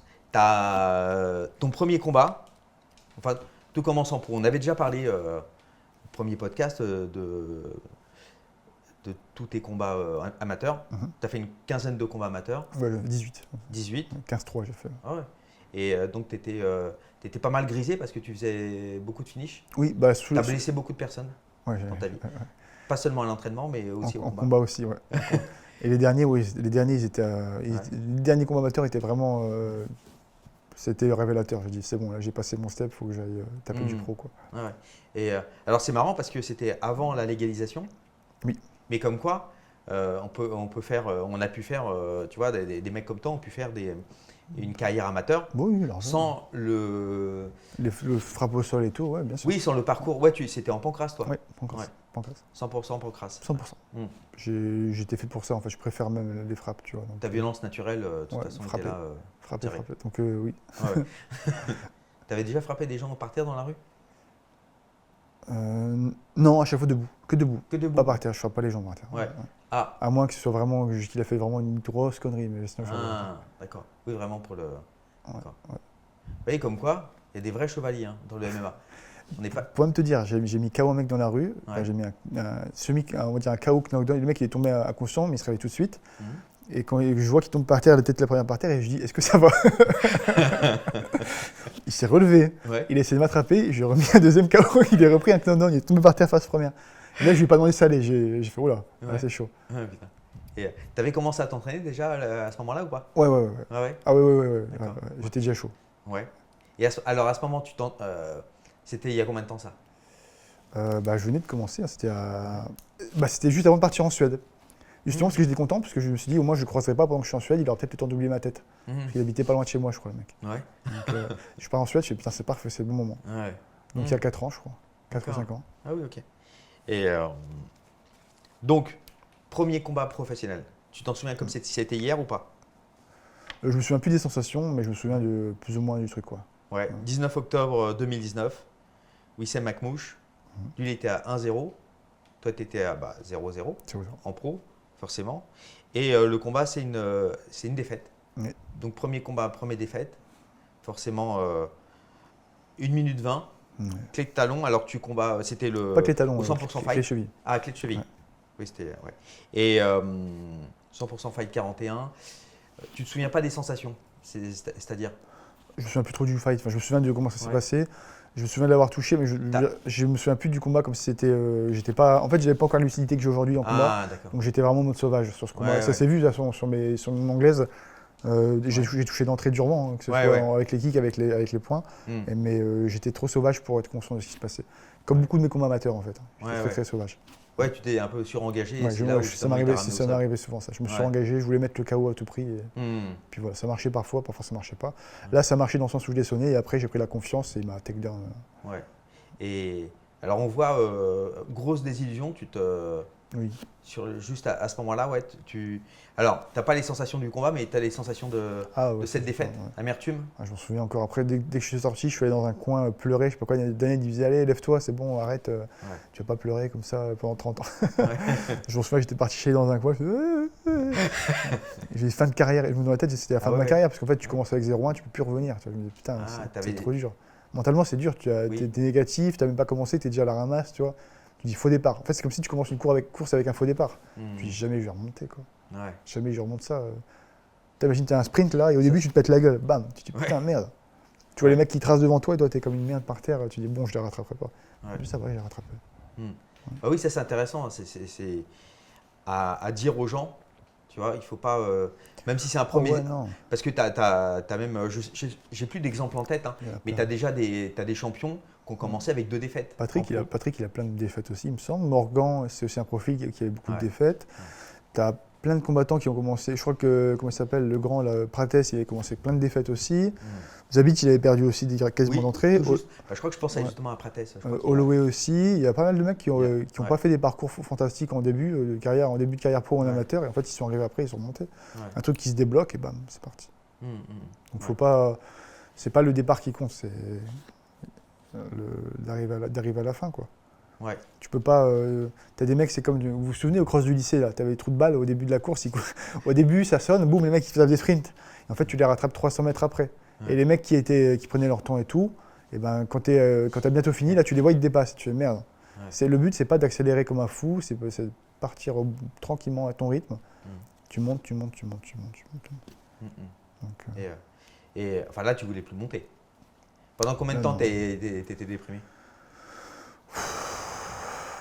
bon, en fait, même pendant longtemps, parce que même je parlais de moi, en fait, je disais, les gens me demandaient mon palmarès, je fais, bah, j'ai 0-1. Donc en fait, je disais pas mon palmarès pro, je disais mon palmarès amateur. J'ai 15-3 en amateur, mais bon, en pro, j'ai 0-1. 0-1. Il fallait mélanger les deux. Là, ça passait crème. Ouais, non, j'avais pas envie d'entacher mon truc amateur. Donc je disais je dis 15-3, et puis après, en pro, une défaite. Et alors, t'as pas recombattu tout de suite, c'est le Non, moins qu'on je puisse crois- dire, ouais. parce qu'entre-temps, tu as eu c'était en plein Covid Ouais, à ce moment-là. Et d'ailleurs, on n'était pas sorti du Covid hein. Quand tu as fait ton deuxième combat. Oui. C'était contre Louis Laurent qui lui était à 1-1, Mhm. membre de la Snake Team. Oui. Snake Team, d'ailleurs, on va bientôt le recevoir, lui, avec Toto. Oui. C'était le 10 juillet 2021. Donc là, quand même, il se passe un peu de temps hein, entre 2 ans quasiment. octobre 2019 et juillet 2021. 2 ans off. Ouais. Ouais. Et alors, comment tu as vécu cette période-là? Bah, de toute façon, personne ne s'entraînait, hein, c'était le Covid. Ouais. Personne combattait, donc bon, ça ne m'a pas dérangé plus que ça. Hein. Je me suis Ouais. dit, bon, moi, c'est parfait, c'est la période pour réfléchir un petit peu à ce qui s'est passé sur ce combat et à plus reproduire. Quoi. Donc, Ouais. non, c'était pas une. C'était une bonne période. Ouais. C'était une bonne période. Alors, vous vous entraîniez quand même. Oui, je me suis affûté, Et- je m'entraînais et tout, donc pas Ouais. de souci. Et alors, Benoît, il a pas mal combattu durant cette période. Tu te souviens ou pas? Je m'en souviens plus. Il me semble qu'il avait pas mal enchaîné des Il a, combats. ouais, il a peut-être fait quelques combats. Ouais. Il avait fait en Belgique, je crois. Ouais. Je crois qu'il avait fait 3-4 combats. Vérifié, mais il me semble qu'il avait, il avait enchaîné. Et alors, Louis Laurent, donc c'est OFFA Challenge 2. Tu gagnes par décision. Ouais, ma seule décision. Ta seule décision Deuxième, avec. non, j'ai fait 2 décisions du coup, Oui, ouais, avec t'as- Daichi. Ouais, purée. C'est ça, Ouais. ta première décision. Et gros combat, grosse domination. Et est-ce que tu sens que tu aurais pu faire un finish sur Je ce sais pas combat? comment il a fait pour rester jusqu'à Ouais. ne pas prendre le KO. Ouais. Résistance solide. Hein, Bah, c'est les pompiers, hein, de toute façon, il n'y a pas de secret. Ouais. Gendarmes, militaires, pompiers, ils sont tous durs au mal en fait. Ouais. Tu les mets KO ou bien ça s'arrête pas en fait. Donc là c'était pareil, vraiment je m'en souviens encore, j'ai tapé comme un fou. On voit les replays où sa tête elle part, Ouais. il prend des coups monstrueux. Pas du tout. Mm. On voit qu'il était sonné, hein, mais non, il tenait encore. Pareil, des coups de coude monstrueux aussi qui tranchaient en pleine tête. Je sais pas comment il a fait pour tenir ça, vraiment. Et pour le coup, j'ai impressionné de faire une décision, mais c'est bien, ça m'a permis de faire un 3x5 en envoyant du volume. Mais de toute façon, mes 2 décisions, c'est ça. Mes 2 décisions dans ma carrière, c'est les mecs ont pris des dégâts monstres et sont revenus en fait. Ouais. Donc, Et du coup, est-ce que tu sens que déjà tu n'es plus le même combattant avec ce deuxième combat? Bon, déjà tu fais une victoire. Donc, dans quel état tu es soulagé? Tu as 1-1. Ouais. C'est plus présentable. ouais, je passe en neutre quoi. Rien que passer en neutre, c'est bien. Passer en neutre, c'est bien. Ouais. Après, j'attendais impatiemment le 2-1 pour avoir 2 fois plus de victoires que de défaites. oui. Là, tu vois. Donc tu étais pressé du combat, Ouais. suivant qui arrive quand même un peu plus vite. Ouais. Ouais, il arrive pas si vite quand même. 20 mars 2022. Ah ouais, quasiment un an après. Ah ouais, 20 mars 2022. Tu t'en souviens, c'est Mathias. Oui, c'est très dur. La seule pesée que j'ai loupée toute ma vie. Et Mathias. Rio Cross. Rio Cross. Ah, Rio Cross. Ouais. Rio Cross. T'as loupé la pesée. Ouais. Ah, c'est pas bien ça. Première En plus, loupée. c'était organisé par Ibra. Par moi, c'est moi qui ai tout Par organisé. contre- Ah ouais. C'est moi qui ai tout organisé. Ah, t'as fait le Le matchmaking. matchmaking et tout ça, c'est t'as pour fait- ça que je suis arrivé là-bas, j'avais la tête D'accord. pleine, j'avais la tête comme un Mais ballon. alors, officiellement, c'était quand même un YFC. Donc, c'était. Ouais. Voilà. Et il y Enfin, avait- organisé par Ibra, organisé par Ibra, mais genre c'est moi qui ai fait tout ce qui était l'extérieur, tu vois, tout ce qui était en gros le matchmaking, D'accord, tout ce qui avait d'accord. tout ça, c'était que moi. Ah oui. Avec les papiers et tout, bordel. Ah ouais. Ah ouais, t'as déjà été promoteur en fait. Plus ou moins. Peut-être, enfin, tu vois, parce qu'il faut penser aussi à l'après-carrière. Oui, c'est vrai. On est d'accord. Ouais, c'est vrai. Promoteur, peut-être. On sait jamais. Et alors, là, tu gagnes round 2 et par jet d'éponge. Enfin, TKO, j'ai deux. abandon Ouais. ouais, de l'adversaire. C'est normal, il a pris beaucoup de dégâts. Il a pris Ouais. beaucoup de dégâts Ouais. en ground and pound. Hmm. Donc, Ouais. Et qui assistait donc à ce gala? Tu avais Bellator. le staff du Bellator. Du Bellator. Ouais. Et du coup, ça a tapé dans l'œil. Hein. Il y avait du sang, il y avait de la violence, il y avait beaucoup de dégâts. Ils ont kiffé. Ils ont fait, oh, ouais, on prend. Tu leur as donné pour leur argent. Ouais. Knockdown en plus et tout, la totale. Donc ils ont dit, ah ouais, bah, c'est parti. Hmm. Et du coup, tu signes au Bellator. Ouais. Qui revenait en France à ce moment-là. Je me souviens en plus de ça, parce qu'en fait, j'ai essayé de placer des copains. J'ai essayé de placer des copains sur le combat de l'YFC, mais personne ne voulait le faire. J'ai dit, écoutez les gars, vous pouvez gagner. On a 2 contrats au Bellator à faire gagner. Ouais. Le but, c'est que moi, j'y aille, mais je peux potentiellement vous faire gagner. Genre, il y a peut-être un copain qui peut gagner un truc. Tout le monde a dit non. Ah ouais? Pourquoi? Je sais pas. Bizarre. Tout le monde, vraiment, il n'y a personne qui voulait le faire, ce truc. Ouais. Et pas motivé. Non. Ouais. Ils y croyaient pas ou... Je sais pas, ouais, peut-être. Ouais, étonnant. Alors du coup, tu signes un contrat au Bellator. Ouais. C'était les dessous du contrat, c'était quoi? Combien de Ouais, combats? non, c'était un one shot. En gros, tu gagnes, tu restes, tu perds, tu pars. Ah, d'accord. Ouais. Combien la prime c'était? Je saurais plus te dire. Ouais. C'était Non, c'était pas fantastique. pas dément. C'était en dessous de l'UFC. Oh ouais, Plus, alors, rien à ouais, voir, d'accord. rien Plus à voir. Ouais, non. comparable au Dana White Contenders. Ouais, un truc du genre. Ouais, ouais. Peut-être même moins. Tu vois. Du genre 5-5. Ah ouais, carrément. Ouais, c'était pas grand chose. Ouais, d'accord. Ouais. Ah, c'est des rats quand même. Bah, c'était un combat test un peu. Donc bon, Ouais. Non, mais bon, c'est pour dire, ouais, c'est intéressant. Alors, le combat au Bellator, c'est le 6 mai 2022. C'est contre un Français, Oui. Youssef Ouabbas, qui était lui à 2-0. Oui. Et le combat, donc, c'est une défaite. C'est un TKO en 4 minutes 17 du premier round. Et c'est un combat que tu menais C'est dur ça. largement. Je pense que c'est ta défaite la plus dure, non? Ouais. En fait. Ouais. En fait, justement, je l'ai écrasé. Hein. Un knockdown, 2 knockdowns. Je sens que ces frappes, elles me touchent et je sens rien du tout. Je fais waouh, combat facile. Je me dis combat facile, argent facile, contrat facile. En fait, c'est justement dans ces moments-là où tu commences à prendre la confiance que tu te fais toucher dur. Tu vois. Donc je me suis dit, c'est être un fight facile. Ces takedowns, je les vois à des kilomètres. Ces frappes, je les vois de loin et quand ça touche, bah, ça fait rien. Je me dis, bon, il n'y a pas de danger. J'oublie qu'il y a un mec en face qui s'entraîne depuis des années, qui sait taper, qui sait tout faire. Et je me prends une belle droite en plein dans la pointe du menton et boum, sonné. Mais j'étais encore là. Franchement, j'étais encore là. Je le redis encore. Hein. Si jamais j'étais vraiment out, j'aurais dû continuer ce combat. Hein. L'arbitre n'aurait pas dû arrêter tout de suite et me laisser un petit peu continuer. Oui, je suis d'accord. Arrêt prématuré. Ouais. Mais bon, après, ça avait du recul, c'est fait. Je ne vais pas rajouter tout le temps. Mais c'est vrai que j'aurais bien aimé continuer. Sur le moment, j'étais dégoûté. Hein. Parce que je me suis dit, putain, je pouvais encore en faire, tu vois. Je sentais que j'étais sonné, mais bon, j'étais debout, j'étais encore sur mes appuis, même si c'est parti en couille. Ouais. Donc, j'étais frustré. Mais bon. Bonne expérience. En tout cas, ça m'a appris à ne pas prendre mes adversaires à la légère. Ouais. Bonne expérience maintenant. Oui. Et... Sur le moment, c'était une de mes pires défaites. Ouais. Vraiment, là, c'est sur cette défaite-là où vraiment j'ai eu du mal mentalement. Ouais. Où je pensais vraiment être un sous-homme. Je me suis dit, attends, là, c'était ta seule chance de briller. Tu vois, c'était ton seul moment, le moment d'y arriver, et t'es foutu là. Toutes les grosses organes vont voir cette défaite, elles ne voudront jamais de toi, t'es foutu. Ouais. C'était dur. Morale en berne, donc, Voilà, à ce moment-là. c'était compliqué. Ouais. Pire moment mental. T'as pensé à arrêter ou pas? J'ai pensé à me flinguer. Ah ouais. Vraiment, parfois, je te dis, je me disais, ce que j'avais dit, je me disais, mais en fait, tu ne retrouveras jamais ton honneur d'homme, en fait. Tu vois, je me dis qu'en tant qu'homme, tu dois être honorable, tu dois avoir une bonne vitrine, tu dois dire, oui, en gros, un peu, je suis invincible, je suis en gros. Et là, je me dis, attends, tu t'es fait chaoter comme une merde devant 15 000 personnes, ta vie, elle est foutue, là. Là, t'es foutu, t'as fait ton chicken leg et tout, t'as les gens qui prennent un coup, t'es mort, là, tu seras la risée de tout le monde, t'as pris un KO, genre t'es plus un homme. Je me suis dit, c'est un truc que t'as perdu en fait, c'est mort. Là c'est mort, ton honneur il est bafoué à jamais, tu seras jamais quelqu'un de grand. Et donc je me suis dit, putain, c'est compliqué. Je pensais plus respectable en fait. Ouais, je me disais, là c'est mort, je pourrais plus jamais, il n'y aura plus jamais de respect sur mon nom, je suis foutu. Ouais. Et je me suis dit, bah à quoi bon? À quoi bon? Qu'est-ce que tu vas faire là? Ça sert à rien. Ouais. En plus, le coach, il en a rajouté. Il n'était pas joueur, Daniel.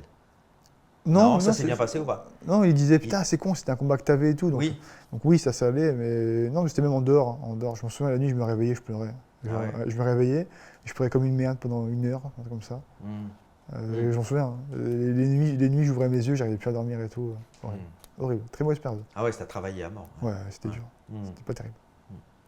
Et il y a un moment où tu as passé le cap, tu t'es dit, allez, putain, c'est bon, ça va. Bah, moi, je me suis dit, faut se remettre en selle, hein, de toute façon. Au pire, tu repères, ça veut dire que c'est la mort, quoi. Ça veut dire que t'arrêtes là. Mais ça va, j'ai gagné derrière, j'ai fait des bons trucs et tout. Et pourtant, j'ai pas pris un combat facile. Hein. Oui. J'ai pris un mec assez solide. Ouais, bah justement, donc le suivant, 5e combat, du coup, c'est le 15 octobre 2022. Et c'est Giorgi, je vais essayer de le dire convenablement. Ignatashvili. Comment? Ignatashvili. Voilà, Ignatashvili. Il est à 3-0, oui. Invaincu à ce moment-là. Oui. Il a fait du chemin, lui, en plus, dans le bon sens. Oui. Il a combien là? Je crois qu'il a 8-2, mais 2 défaites, 2 décisions, je crois. Il a un truc comme ça, je crois. Je sais plus, mais je crois qu'il a plus de 10 combats. Ou 10-2, un truc comme ça. Ouais. En tout cas, il a un beau palmarès. Et tu le bats donc par TKO, Ground and Pound. Un gros KO, un gros KO. En premier round, 2 minutes 22. Ouais. C'était à l'Hexagone, c'est ton premier combat aussi à l'Hexagone. Hexagone et MMA 5. Ouais. C'était très bien, c'était une bonne expérience ce combat, c'était à l'étranger en plus, on s'était bien marré avec Daniel. C'était où? À Düsseldorf. Ah oui. Et en fait, c'est parti dans tous les sens. Au début, j'ai largement le dessus. Je touche un peu en anglais, je touche un peu avec les jambes, je touche avec un crochet gauche qui le sonne. Je mets un coup de pied retourné, bref, la totale, je me dis, hop, ça va être la fête, je vais l'éclater. Et là, il fait une technique particulière. En fait, c'était sa spéciale. Il l'a fait à tout le monde, il KO'tait tout le monde avec à l'époque. Et je me fais sonner, je fais merde. Et là, il envoie la sauce pendant genre 30 secondes non-stop des rafales. J'esquive 90% des coups, mais je m'en prends certains. Je me fais pas toucher clean. Et j'arrive à regagner un peu ma lucidité. Boum, on commence à prendre un peu les esprits. Il se dit, vas-y, je renvoie la sauce. Et là, boum, je compte sur un énorme crochet nucléaire. Vraiment une ogive nucléaire qui lui arrive en plein dans le menton. Impossible que tu tombes pas. Vraiment, celle-là, tu la prends, par contre, tu tombes. Mais vraiment, j'étais chargé, j'étais en bas. Ça arrivait parfaitement, vraiment, juste sur le petit coin, le coin du poing qui a touché sur la pointe du menton. Tu étais obligé de tomber. Et on voit, il était complètement, genre, c'est un bouton. Genre, c'est touc, touc. Terminé. HS. Extinction. Ouais, c'était impossible. Même Ngannou, il tient pas celle-là. Là, comment c'était chargé en reculant et tout, bien sur la. Impossible. Là, franchement, c'était balèze. Celle-là, elle a fait mal. De toute façon, j'ai une vidéo où quelqu'un qui est filmé en bord de ring, t'entends le bruit de la patate, t'entends vraiment le bruit du cuir, ça fait le cuir sur le menton, c'est toc toc. T'as vraiment un missile nucléaire. La préparation de ce combat, elle était comment? Je m'en souviens plus. T'en souviens plus? Je m'en souviens plus. Est-ce que tu dirais que par rapport à bon prépa, bon combat ou pas forcément? Non, ça dépend. D'accord. Parfois il y a des prépas de merde, il y a des bons combats. C'est le paradoxe effectivement du combat. Donc c'est. Mais une bonne prépa, c'est qu'un plus, hein. Tu peux pas dire. C'est une prépa qui t'apporte quelque chose pour ta carrière en fait. Oui, puis même, de toute façon même. Si tu fais une bonne prépa, que tu as un mauvais combat, c'est comme si tu as fait une mauvaise prépa, tu aurais pris un KO directement d'entrée, tu vois, ça serait été encore pire ton combat, donc bon, tu sais jamais. Hein. Et alors, bon, tu commences à te re-respecter à nouveau. Oui. Là je me dis, oui, là je vaux quelque chose. Oui, voilà, donc parce que grosse victoire, et puis en plus, à ce moment-là, donc tu es à 3-2. Je crois, oui, un truc du genre. 3-2, tu es repassé en positif. Oui, c'est ça, ouais. Donc je t'ai dit, ça va, C'est bon. c'est la bonne pente. Donc 6e combat, c'est le 22 juin 2023. Tobias Lewandowski. Alors oui, le combattant, ton adversaire précédent, c'était un Géorgien, c'est ça? Oui. Ouais. Et là, celui-là, c'est un Polonais. Polonais. Donc c'est bien, tu te diversifies un peu. Très bien. Faut pas casser la gueule quand même Ouais. étrangers. Faut varier. Voilà, faut faire de la variété. Alors lui, tu lui offres un TKO en 3 minutes 16, deuxième round de 3 minutes 16 du deuxième round, toujours à l'hexagone. Parce que de toute façon, tu es resté à l'hexagone après jusqu'au bout. Hein, Oui, après, oui. voilà, jusqu'à l'UFC.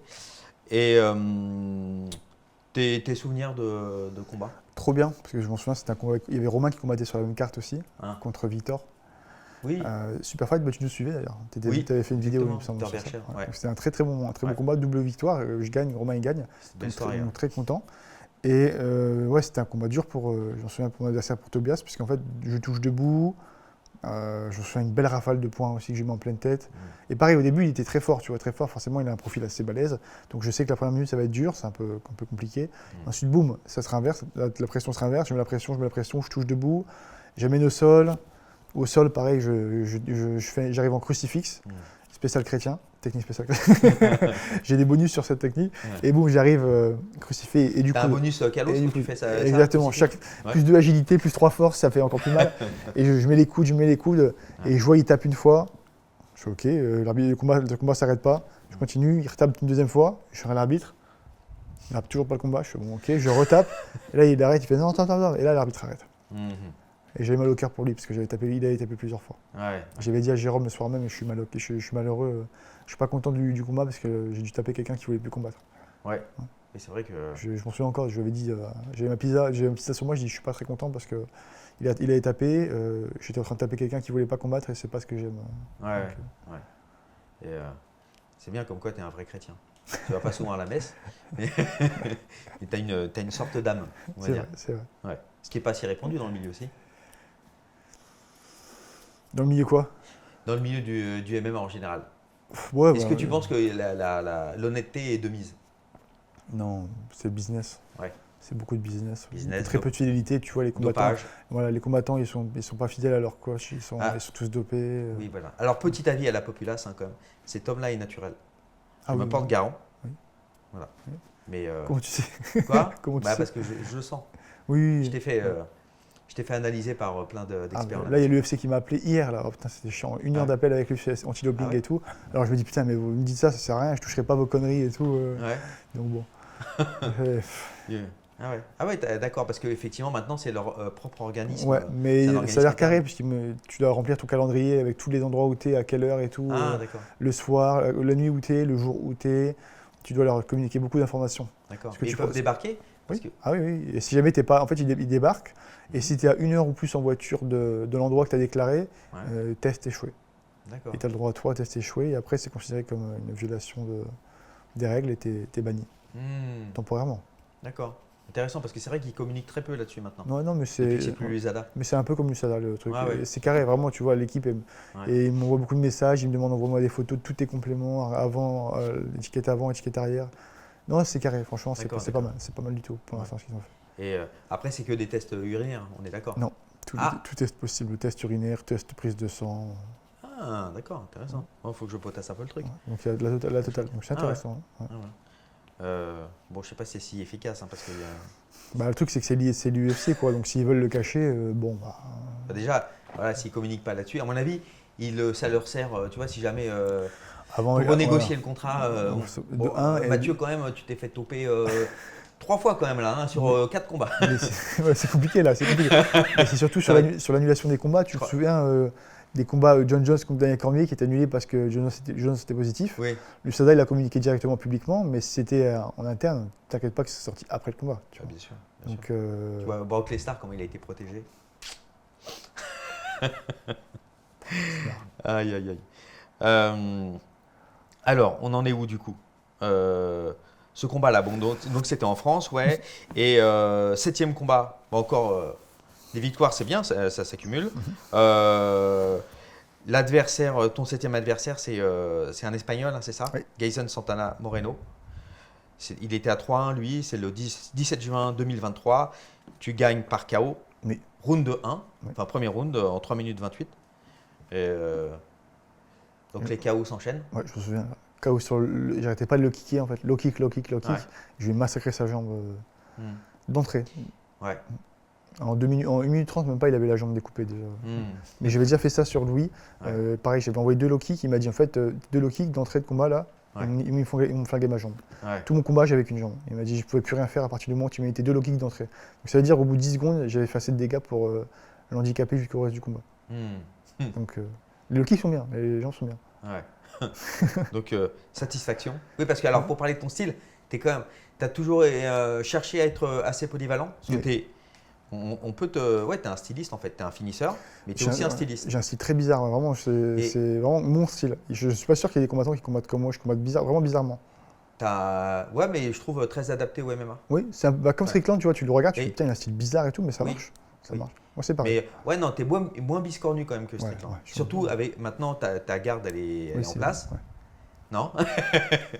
Et non, je trouve que tu as un style assez efficace et en même temps, Strickland, tu regardes, il a vachement changé hein, Ouais. de style. Là maintenant, il se sert plus que. Il Que peut faire beaucoup de choses. Du type et de l'anglaise. Ouais. Ouais. Mais avant, il était vachement plus. Plus Il avait divers, pas ouais. mal de jambes, il avait plus de distance. Ouais. Ça lui réussit mieux maintenant, tu vois. Pourtant, Oui. comme quoi, en fait, tu peux faire marcher peut-être quasiment tous les styles en réalité. Tant que tu sais comment l'adapter, tu sais tes forces et défauts, tout fonctionne. Les mecs avec les mains basses comme ça, là, comment il s'appelle, le poids lourd du taekwondo, là, qui est au karaté combat. Là. Oui. Despagne, tu vois, il a les mains basses comme ça. Ah oui. Tout Après, droit. c'est pas comme s'il avait le choix, il vient du taekwondo. Ouais, c'est vrai. Là, à mon avis. Stephen Thompson, Et- pareil. Kyoji Horiguchi, Ouais. qui a battu le Tchétchène, là, pareil, comme Ouais. ça, karaté. T'as vraiment des styles bizarres qui arrivent, hein, et pourtant ça fonctionne. Ouais. Comment il s'appelle, là, le mec avec son trou là, dans le ventre, là, un tout noir, qui fait du striptease, qui a battu Younes Guimouri. Ouais.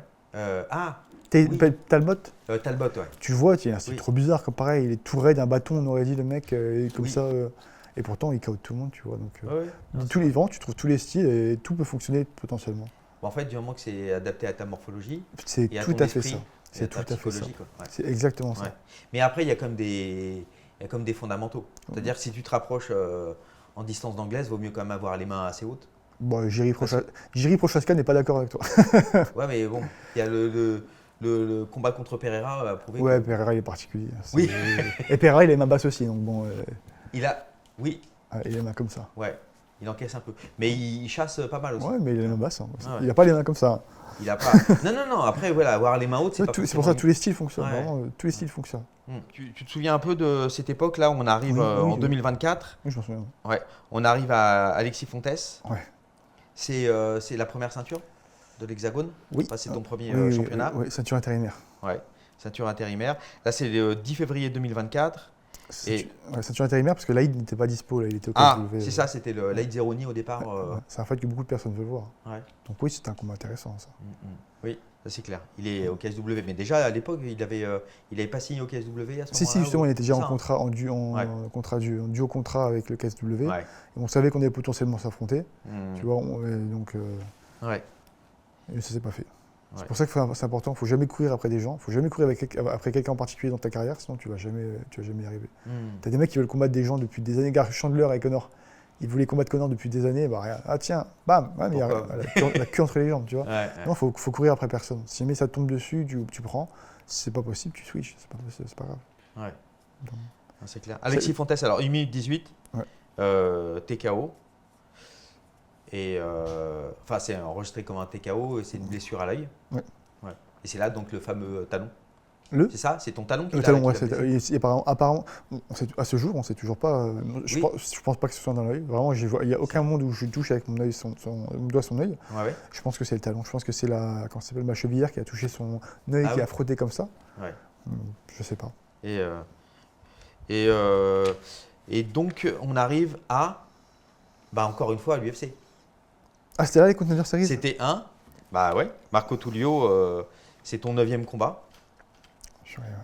Ah ouais, Ça va vite. Hein. déjà. Donc tu as fait une prépa, je t'avais suivi, tu as ça sur la chaîne, hein, la prépa. C'était le combat, c'était le 27 août 2024. Et Comment ça s'est passé ce combat? Comment ça s'est Déjà, la prépa, elle était horrible. Hein. La prépa, elle était horrible. Je tombais malade et tout là-bas. Ouais. L'un des pires staphylocoques que j'ai eu là-bas, je l'avais chopé là-bas. Ouais. Je me souviens, je l'avais eu là, ici. Là. Ouais. Trop galère, parce qu'en fait, c'est une zone où tu sues beaucoup. T'as plein de sueur, donc tu mets le pansement, ça tombe et tout. Tu marches, ça frotte comme ça. Tu peux rien faire. En fait, premier jour d'entraînement, je chope le staphylocoque. Premier jour au Brésil, staphylocoque. Deuxième tourista, genre, tu vois. Tourista plus staphylocoque. Je galérais, je pouvais même pas m'entraîner et tout, j'en souviens. Pas de chiasse. Je disais à Daniel, ouais, et c'est ça, mais j'ai jamais eu un truc au ventre aussi défoncé. J'ai eu le ventre défoncé comme jamais. Et après les antibiotiques, du coup, j'y prends l'antibio, donc ça m'a encore défoncé le ventre. J'ai eu le ventre éclaté comme jamais, ça m'a détruit mon système immunitaire, ce truc. Ouais. Et je disais à Daniel, vas-y, on annule. Je lui ai dit au moins 10 fois, Daniel, j'annule le combat, j'ai plus envie de le faire. Ah ouais. Il disait non, ça sert à rien, je suis mort et tout, j'ai pas d'énergie, je peux pas m'entraîner. Je peux pas m'entraîner, je sens que le camp il est nul. Mais bon, c'est comme ça, hein. De toute façon, tout le monde a des combats où le camp n'est pas parfait. Je me suis dit, ça tombe, le camp il est nul, mais le combat il va être trop bien. Le combat était pas mal, mais j'ai senti que ça. Senti la fatigue. Ouais, j'ai senti que c'était pas terrible. En fait, le premier round, ça se passe plutôt bien, c'est plutôt équilibré. Le deuxième round, en fait, pareil, ça commence tranquille, ça commence pareil, un petit peu équilibré. Et là, je sens que je fais merde, putain, ça sent que t'as pas la rame d'habitude, t'as pas la gouache de d'habitude, t'as pas la patate, t'as pas le cardio d'habitude, ça va être compliqué. Tu vois, et quand tu commences à dire ça ça se voit. Hein. Même moi, mes mouvements, ils sont plus pareils et tout. Je suis plus dedans.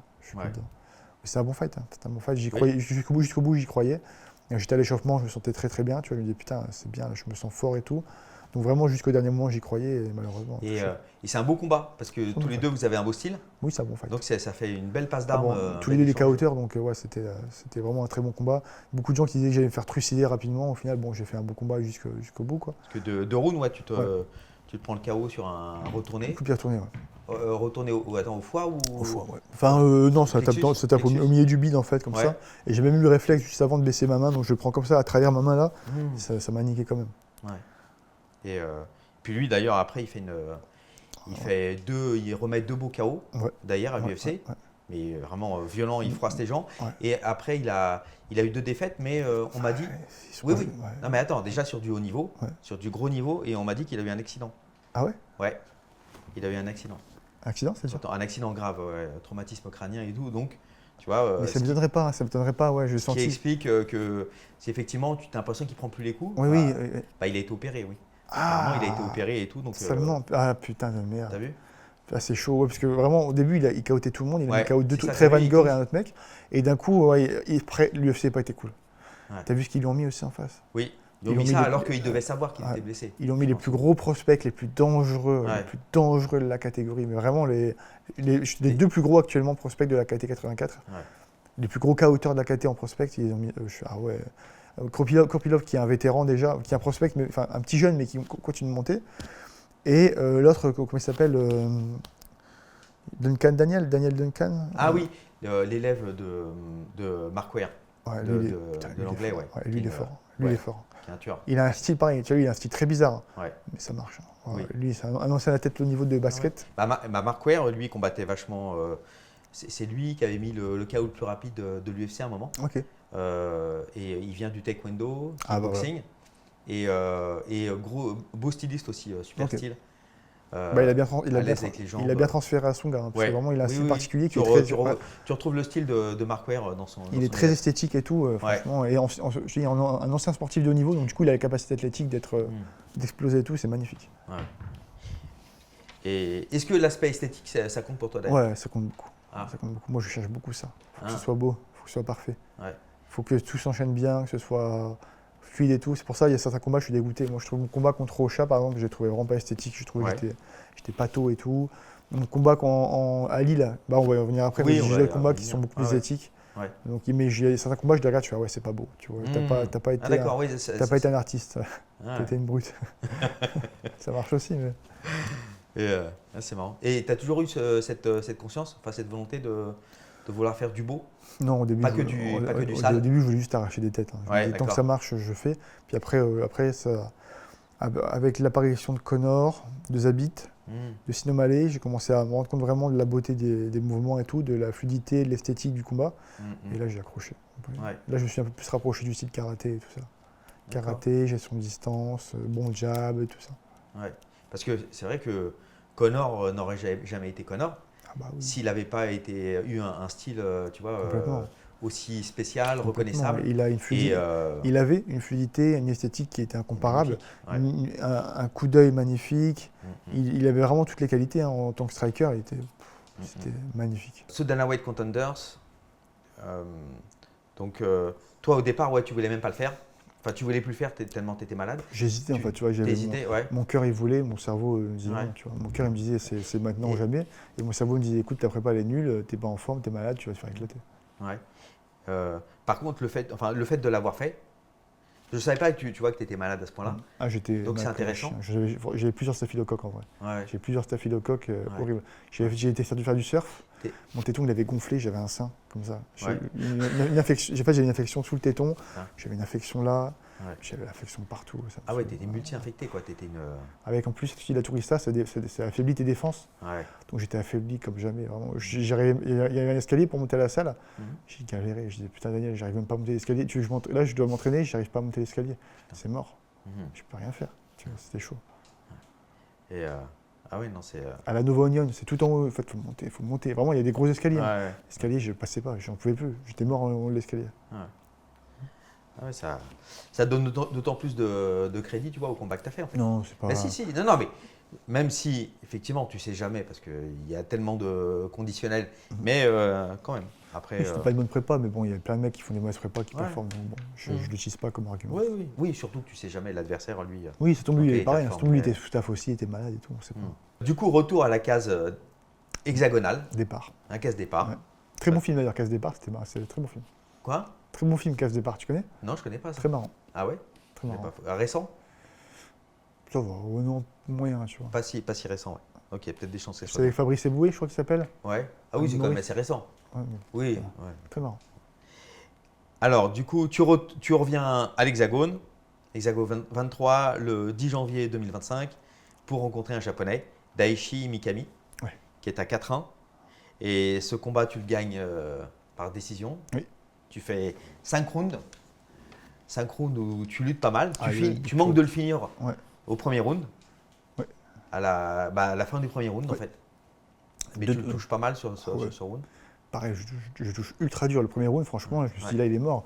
Je le touche d'abord une fois avec un crochet en clinch, pareil, pointe du menton. Il se relève, quand il est au sol, je le tabasse, je me souviens encore. J'ai frappé le plus fort possible en marteau sur sa tête. Vraiment, c'était un marteau piqueur sur sa tête. Il faisait pa, et il remonte. Je suis ah ouais, chaud. Il remonte et boum, je le retouche encore avec un énorme crochet qui me paraît de très très loin, où je charge, je touche en plein dans la mâchoire. Il retombe. Et là, je me dis, c'est bon, c'est fini. Et là, je vois, je tape. Et je savais que j'avais entendu le 10 secondes. Et je fais, putain, j'arrive pas à le connecter clean au sol. Je fais, il va revenir.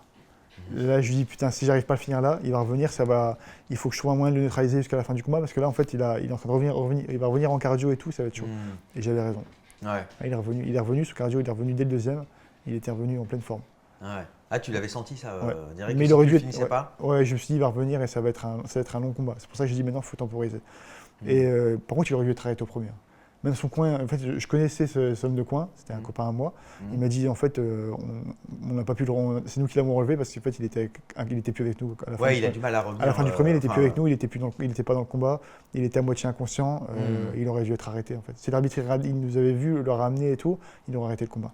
Mais même l'arbitre aurait même pu arrêter à la fin du premier round, Oui. puisqu'il Ah, répond bah, quasiment plus. C'est dur, hein, ouais, c'est dur, hein, franchement. Ouais. Moi, j'ai été arrêté pour moins de ça au Bellator. Quoi J'étais arrêté pour Bellator, oui. ils m'ont arrêté pour moins de ça, tu vois. T'étais debout et tout. Ouais. Donc là, il était par terre contre Là, la cage. Il y a des gens qui auraient arrêté. Ouais, c'est juste. Et c'était alors, qui était venu là, effectivement, tu avais un Français. Oui, c'est Stéphane, dans le coin d'Echi. Oui, et tu avais Yushin Okami, Ouais, ancien combattant UFC. ancien combattant UFC, ancien japonais, c'était un des meilleurs japonais, il a affronté Anderson Silva. Je me souviens qu'il criait très fort. 84 kilos aussi, c'est marrant. Il criait très très fort, je m'en souviens. Ouais. Voilà, voilà, voilà. Bon, ils crient fort les Japonais. Hein. Ouais. T'as remarqué, ils savent bien. Je sais pas si c'est leurs mots qui sont faciles à créer, mais genre ils crient fort. Ouais. Voilà, voilà. Vraiment, j'entendais Mais que c'est une lui. langue dure en plus. Ouais, j'entendais que lui. Vraiment, j'entendais Ouais. que lui. Je fais, waouh. Même Daniel, il faisait pas le figure à côté de lui, quoi. Et du coup, championnat, donc 5 rounds. Ouais. Et Bonne expérience. grosse expérience, ouais. Ouais. C'était Ça t'a permis de faire un synchrone. Oui, c'était très très bien. Comment Ouais. Ouais. C'était très dur, mentalement c'était dur parce que tu l'as toujours en fait, tu ne peux pas t'arrêter. Ouais. Tu sais que synchrone, si jamais tu es fatigué au 4e, que tu ralentis, tu peux te faire cogner au 5e et perdre. Mm. Je le disais jusqu'au bout, il faut que je le contrôle, je ne lâche pas jusqu'à la fin. Et il est revenu de l'enfer, mais il était présent Ouais, il était jusqu'au là, 5e. physiquement jusqu'au 5e. Ouais. Il faut savoir qu'il avait cuté en plus, mais je crois qu'il avait cuté 13 kilos ou 12 kilos. Ouais. 12 kilos en un jour. Enfin, Ouais. même pas, alors 12 kilos en 12 heures. En fait, il s'était pesé à 96, genre vers 20 h. Ouais. Le lendemain, à 9 h, et 9 h à la pesée, il était à 84. Mm. Ah ouais. Putain. C'est chaud. C'était un beau gabarit. Hein, Ah, franchement. un gros gabarit, avec des Un cuisses énormes et tout. Ouais. Et je me souviens encore, après ce combat, j'avais les jambes brûlées. J'avais mes genoux qui étaient brûlés parce que j'avais fait des takedowns de malade. J'ai glissé vraiment sur le dos. J'avais mes genoux brûlés et j'avais tellement mal aux jambes. J'avais mal aux jambes comme jamais. Mes genoux ils me brûlaient pendant des jours et des jours. Et pareil, après un 5x5, ton adrénaline elle descend. Et je me suis dit, j'arrête le MMA. Je finis le combat, je veux plus entendre parler de MMA pendant je sais pas combien de temps. Vraiment, je dis, je veux plus entendre parler de MMA, ne parlez plus. Et je parlais avec Clément à ce moment-là, Clément, comment il s'appelle qui est également Hexagone, qui a combattu contre Norbert. Ah, oui, je vois. J'ai oublié son nom de famille. Oui, moi aussi. Je le mettrai. Clément. L'illustration. Je vois quoi Clément, puis pareil, il avait fait un gros combat, il avait dit j'ai plus envie d'entendre parler de MMA non plus, j'arrête. Parce que le matin, je vais le voir, je fais bon bah, le prochain combat, c'est nous alors du coup. Hein. Parce qu'à l'époque, c'était lui qui était en liste pour la ceinture, je fais moi, le prochain, c'est nous alors. Ouais. Il fait ouais, mais pour l'instant, j'ai plus envie de parler de combat. Je dis moi non plus, j'ai pas envie, m'en parle pas. Ça m'intéresse pas. Clément Giornelli. Clément Jordanengo. Giordanengo. Jordanengo, Ouais, c'est c'est ça. ça. Et, Voilà. et bon, t'as quand même repris finalement Oh, j'ai repris. le MMA. Ouais. Il m'a fallu juste une semaine de repos. Après, Ouais. Par contre, mes genoux, j'ai jamais eu une brûlure qui m'a fait aussi mal. Ah ouais. Pendant 2 semaines, j'ai souffert. Ouais. Ah ouais, 2 semaines quand même, pas mal. 2 semaines avec les genoux brûlés comme ça, c'était dur. Ouais. Ah ouais. Et alors, on arrive à ton 11e combat, c'est le 25 avril 2025. Et là, tu parlais de genoux. C'est Oui. sur un genou que tu gagnes ce combat. T'es KO, donc deuxième round. Oui. Fin du deuxième round, 4 minutes 21. Hexagone 27. Chez moi. Ah oui, À Lille. à Lille. J'ai Ouais. particulièrement apprécié cet hexagone. Ouais. Je pense que c'est mon meilleur hexagone, c'est mon meilleur souvenir d'hexagone. Mhm. Ouais, chez moi. Ouais. Pourquoi? Parce que c'est chez toi surtout? Chez moi, parce que c'est un de mes combats les plus esthétiques aussi. Je trouve Ouais. que j'étais très affûté à ce combat-là. J'étais vraiment très élastique dans la façon dont je combattais. Mhm. Tout sortait vraiment naturellement. Il n'y a pas eu beaucoup de déchets. Franchement, il y a très peu de choses que je regrette sur ce combat. C'était vraiment Mhm. un super fight. Meilleur souvenir, t'es chez toi, t'es élastique, Ouais. t'es précis, t'es fin, t'es beau, t'es magnifique. Ouais. Ouais. Et J'ai fait le petit dégradé et tout, franchement, j'en souviens. Ouais. Ouais. Là, j'étais bien ce fight-là. J'étais vraiment. J'ai bien aimé comment j'ai combattu. J'ai fait énormément de dégâts Ouais. sur mon adversaire. Mm. Je m'en souviens, pareil, là, c'était mes mains. J'ai eu mal aux mains, mais ah ouais. pendant un mois, j'ai eu les mains vraiment défoncées. J'ai jamais tapé quelqu'un aussi fort. Et on voit son visage, il était complètement démoli. J'avais ultra mal aux mains. Tous mes coups touchaient. Ouais. Tous mes jabs touchaient, toutes mes droites touchaient, tout touchait. Mm. Donc, j'en pouvais vraiment plus. Ouais. Et donc là, c'est. Je ne sais pas si j'ai dit le nom du combattant, c'est Thiago N. Non, tu l'as pas dit. Je ne l'ai pas dit, on Non. est d'accord. Ouais. C'est Thiago N. C'est marrant, tu avais la N. Et c'est un Brésilien. Hein. Brésilien. Et là, on est à ton 11e combat. Ouais. Comment ça se passe, tes relations avec Daniel? Est-ce que tu l'as entendu, à partir de quel combat tu commences à bien entendre ses consignes, tu commences à bien… tu vois, à partir de quand la télécommande commence à bien fonctionner? Le combat contre l'Espagnol, je dirais. Ouais, L'Espagnol. Après le combat contre Jordi. ouais. Contre Georgie, après avoir combattu Jordi, il m'a engueulé parce que je n'ai pas écouté. Et après, ça a été mieux. Ouais. Après, ça a été mieux, j'écoutais mieux. Ah ouais, d'accord. Mais c'est dur d'appliquer tous les conseils. Ouais. C'est pas facile en temps réel. Et lui, sa manière de coacher, ou même de t'entraîner, t'as remarqué qu'elle a évolué avec toi ou que ça… Comment votre relation a évolué en fait? Parce que là maintenant, en plus, il est concentré sur toi. Ouais. Il a que toi à emmerder, Mhm. donc à engueuler, etc. Non, j'ai ressenti l'évolution naturelle. Tu vois, il voit ce que j'aime bien, il voit ce que j'aime Ouais, pas. Il travaille sur les trucs que j'affectionne et qui sont efficaces pour le prochain adversaire. Donc, ça évolue naturellement, je dirais. Tu vois. Ouais. Et la relation avec lui, humainement, ça se développe aussi. Tu vois. Je Oui. lui fais confiance et tout. Il n'y a qu'une période où il m'a cassé les couilles, c'était Contender Series. Ah ouais. Parce qu'il n'avait pas dormi de la nuit. En fait, il n'avait pas réussi à dormir dans l'avion. Ah Pour oui. aller du Brésil à Vegas. Ouais. Moi, j'ai dormi comme un bébé. Et il était chiant. Il s'est vengé. Ah, mais la nuit, en fait, il était 18h, on arrive à Vegas, il était 18h, 19h, il va se coucher. Et il me dit, fais plus de bruit et tout, reste dans la chambre, va pas. Tu vois, moi, j'étais pas bien, j'avais faim, je devais manger et tout. Ah oui. J'ai dit, attends, j'ai la dalle. Putain, je m'en souviens. Allez, j'ai pété un plomb, j'avais appelé Gabriel, j'ai fait, putain, il me casse les couilles là, il me saoule le coach. Il me stresse à gueuler et tout. Je demande le divorce des convers sur Paris. C'est bon, Combien fuck le chèque. Et alors, 12e combat, Moacir Rocha, tu en as parlé un peu tout à l'heure. Lui, il était à 14-8. C'est le 7 novembre 2025. Ce combat-là, c'est au deuxième round aussi, tu le finis. Pareil, à la fin du deuxième round, c'est marrant d'ailleurs. 4 minutes 28, quasiment au même timing que le précédent. Et puis, genou et poing aussi. C'est point. Et après, il tombe quasiment par terre et je lui mets un genou pour finir. Violent celui-là. Violent le genou à la fin. C'était dur. Et donc, tout se passe à merveille. Et on arrive à ton dernier combat en date. Le 11 avril 2026, on en avait pas mal parlé. Le combat contre Yann Boifia, avec la pesée, avec la guerre psychologique, ethnico-psychologique. La totale. Et le combat se finit terriblement par un TKO. Terriblement bien pour moi. Terriblement bien. Mal pour Ilian. Oui, voilà, terriblement dans les deux sens du terme. Donc en 1 minute 04 au premier round. Et là, tu ne savais pas encore, mais tu as gagné ton ticket pour l'UFC. Et ça, c'était la demi-finale du tournoi. En fait, je me suis emparé même de la place de l'UFC d'Ilan. Parce qu'Ilan, il était convoqué déjà. Il avait dit que le Contender Series voulait le rappeler pour le septembre. Ah, en fait, j'ai pris sa place. Ah ouais, à l'UFC. Tu l'as vraiment choisi sa place. Parce qu'il n'est pas au Contender Series, il est reparti au PFL. Oui, là, il a signé au PFL du coup. Donc, je piquais sa place à l'UFC. Ouais. Ah oui, sans vergogne. C'est même pas que je lui ai piqué, il m'a donné en fait, en se blessant. Oui, donc, c'est vrai. De bon cœur, je sais pas. Non, je pense pas. Mais j'ai eu besoin de rien prendre. Ouais.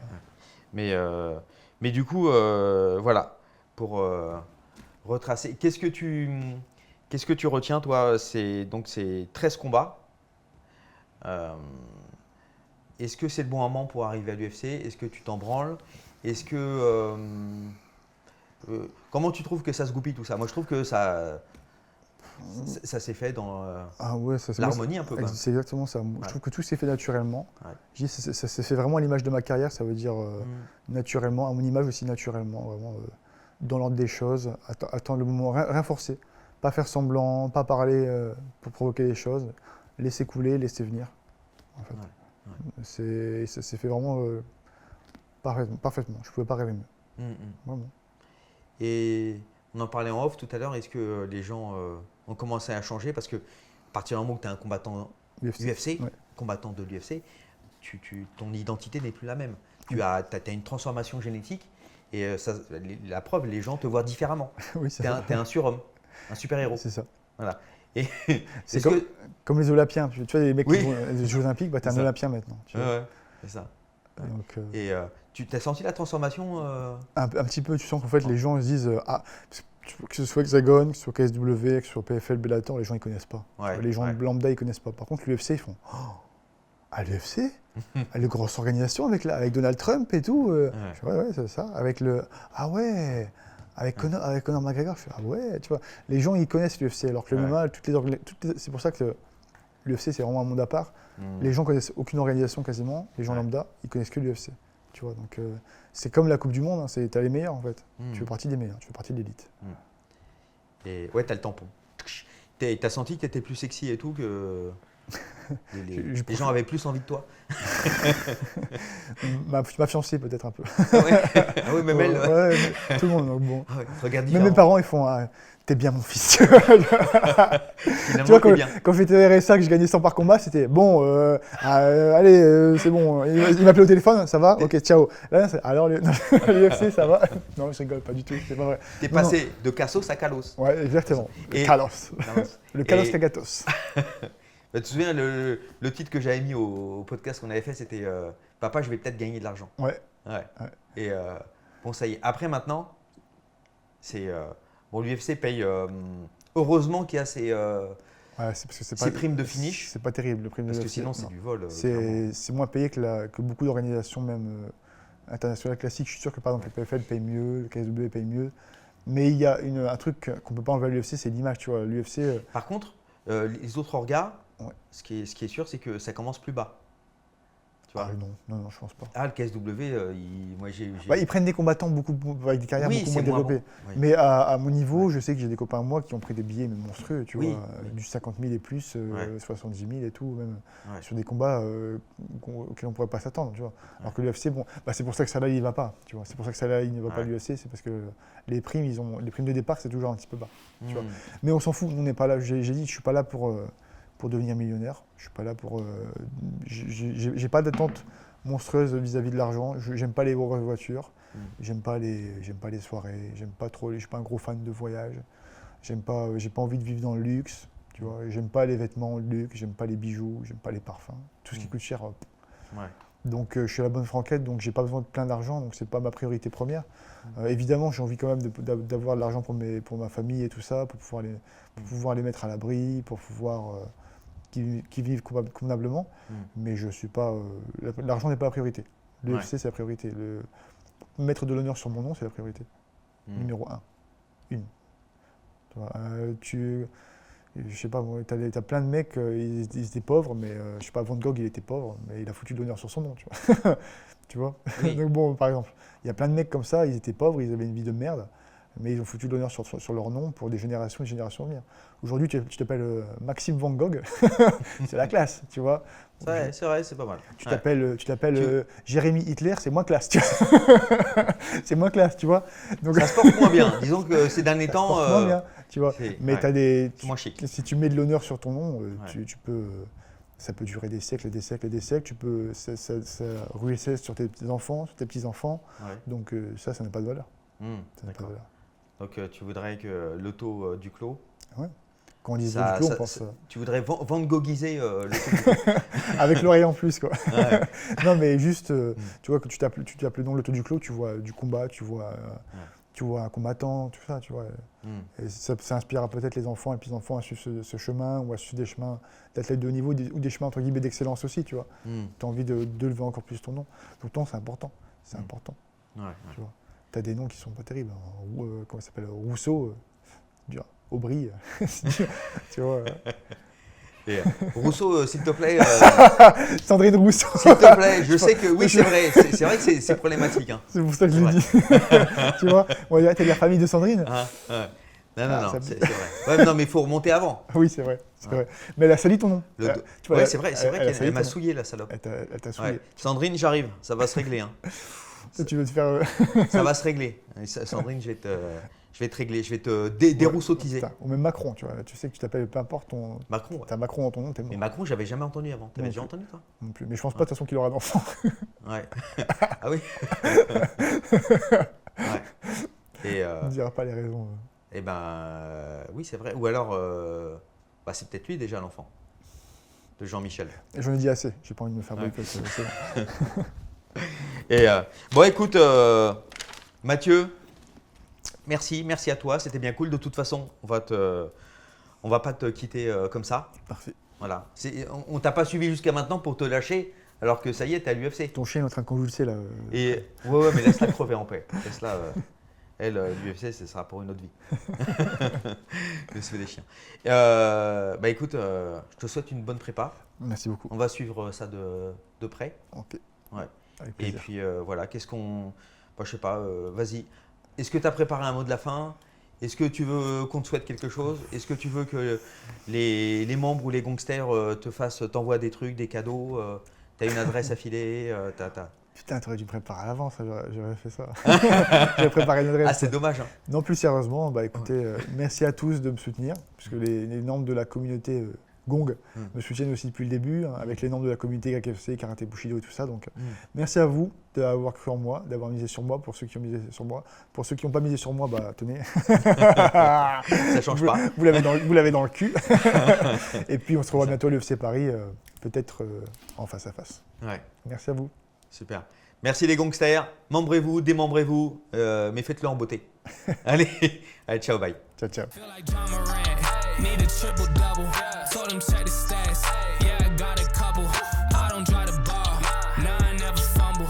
I'm the MVP. Now I feel like Russell. Yeah, they don't want it done like I want it, dog.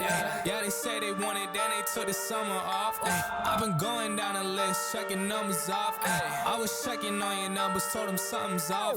I was at the bottom, now you know I'm climbing. Now they sending deals, they know I ain't signing. They been trying to sell it, they know I ain't buying. When they send a text, dog, I ain't replying. Feel like John Moran, need a triple double. Told him check the stats, yeah, I got a couple. I don't drive the ball, now I never fumble. I'm the MVP, now I feel like Russell. Feel like John Moran, need a triple double. Told him check the stats.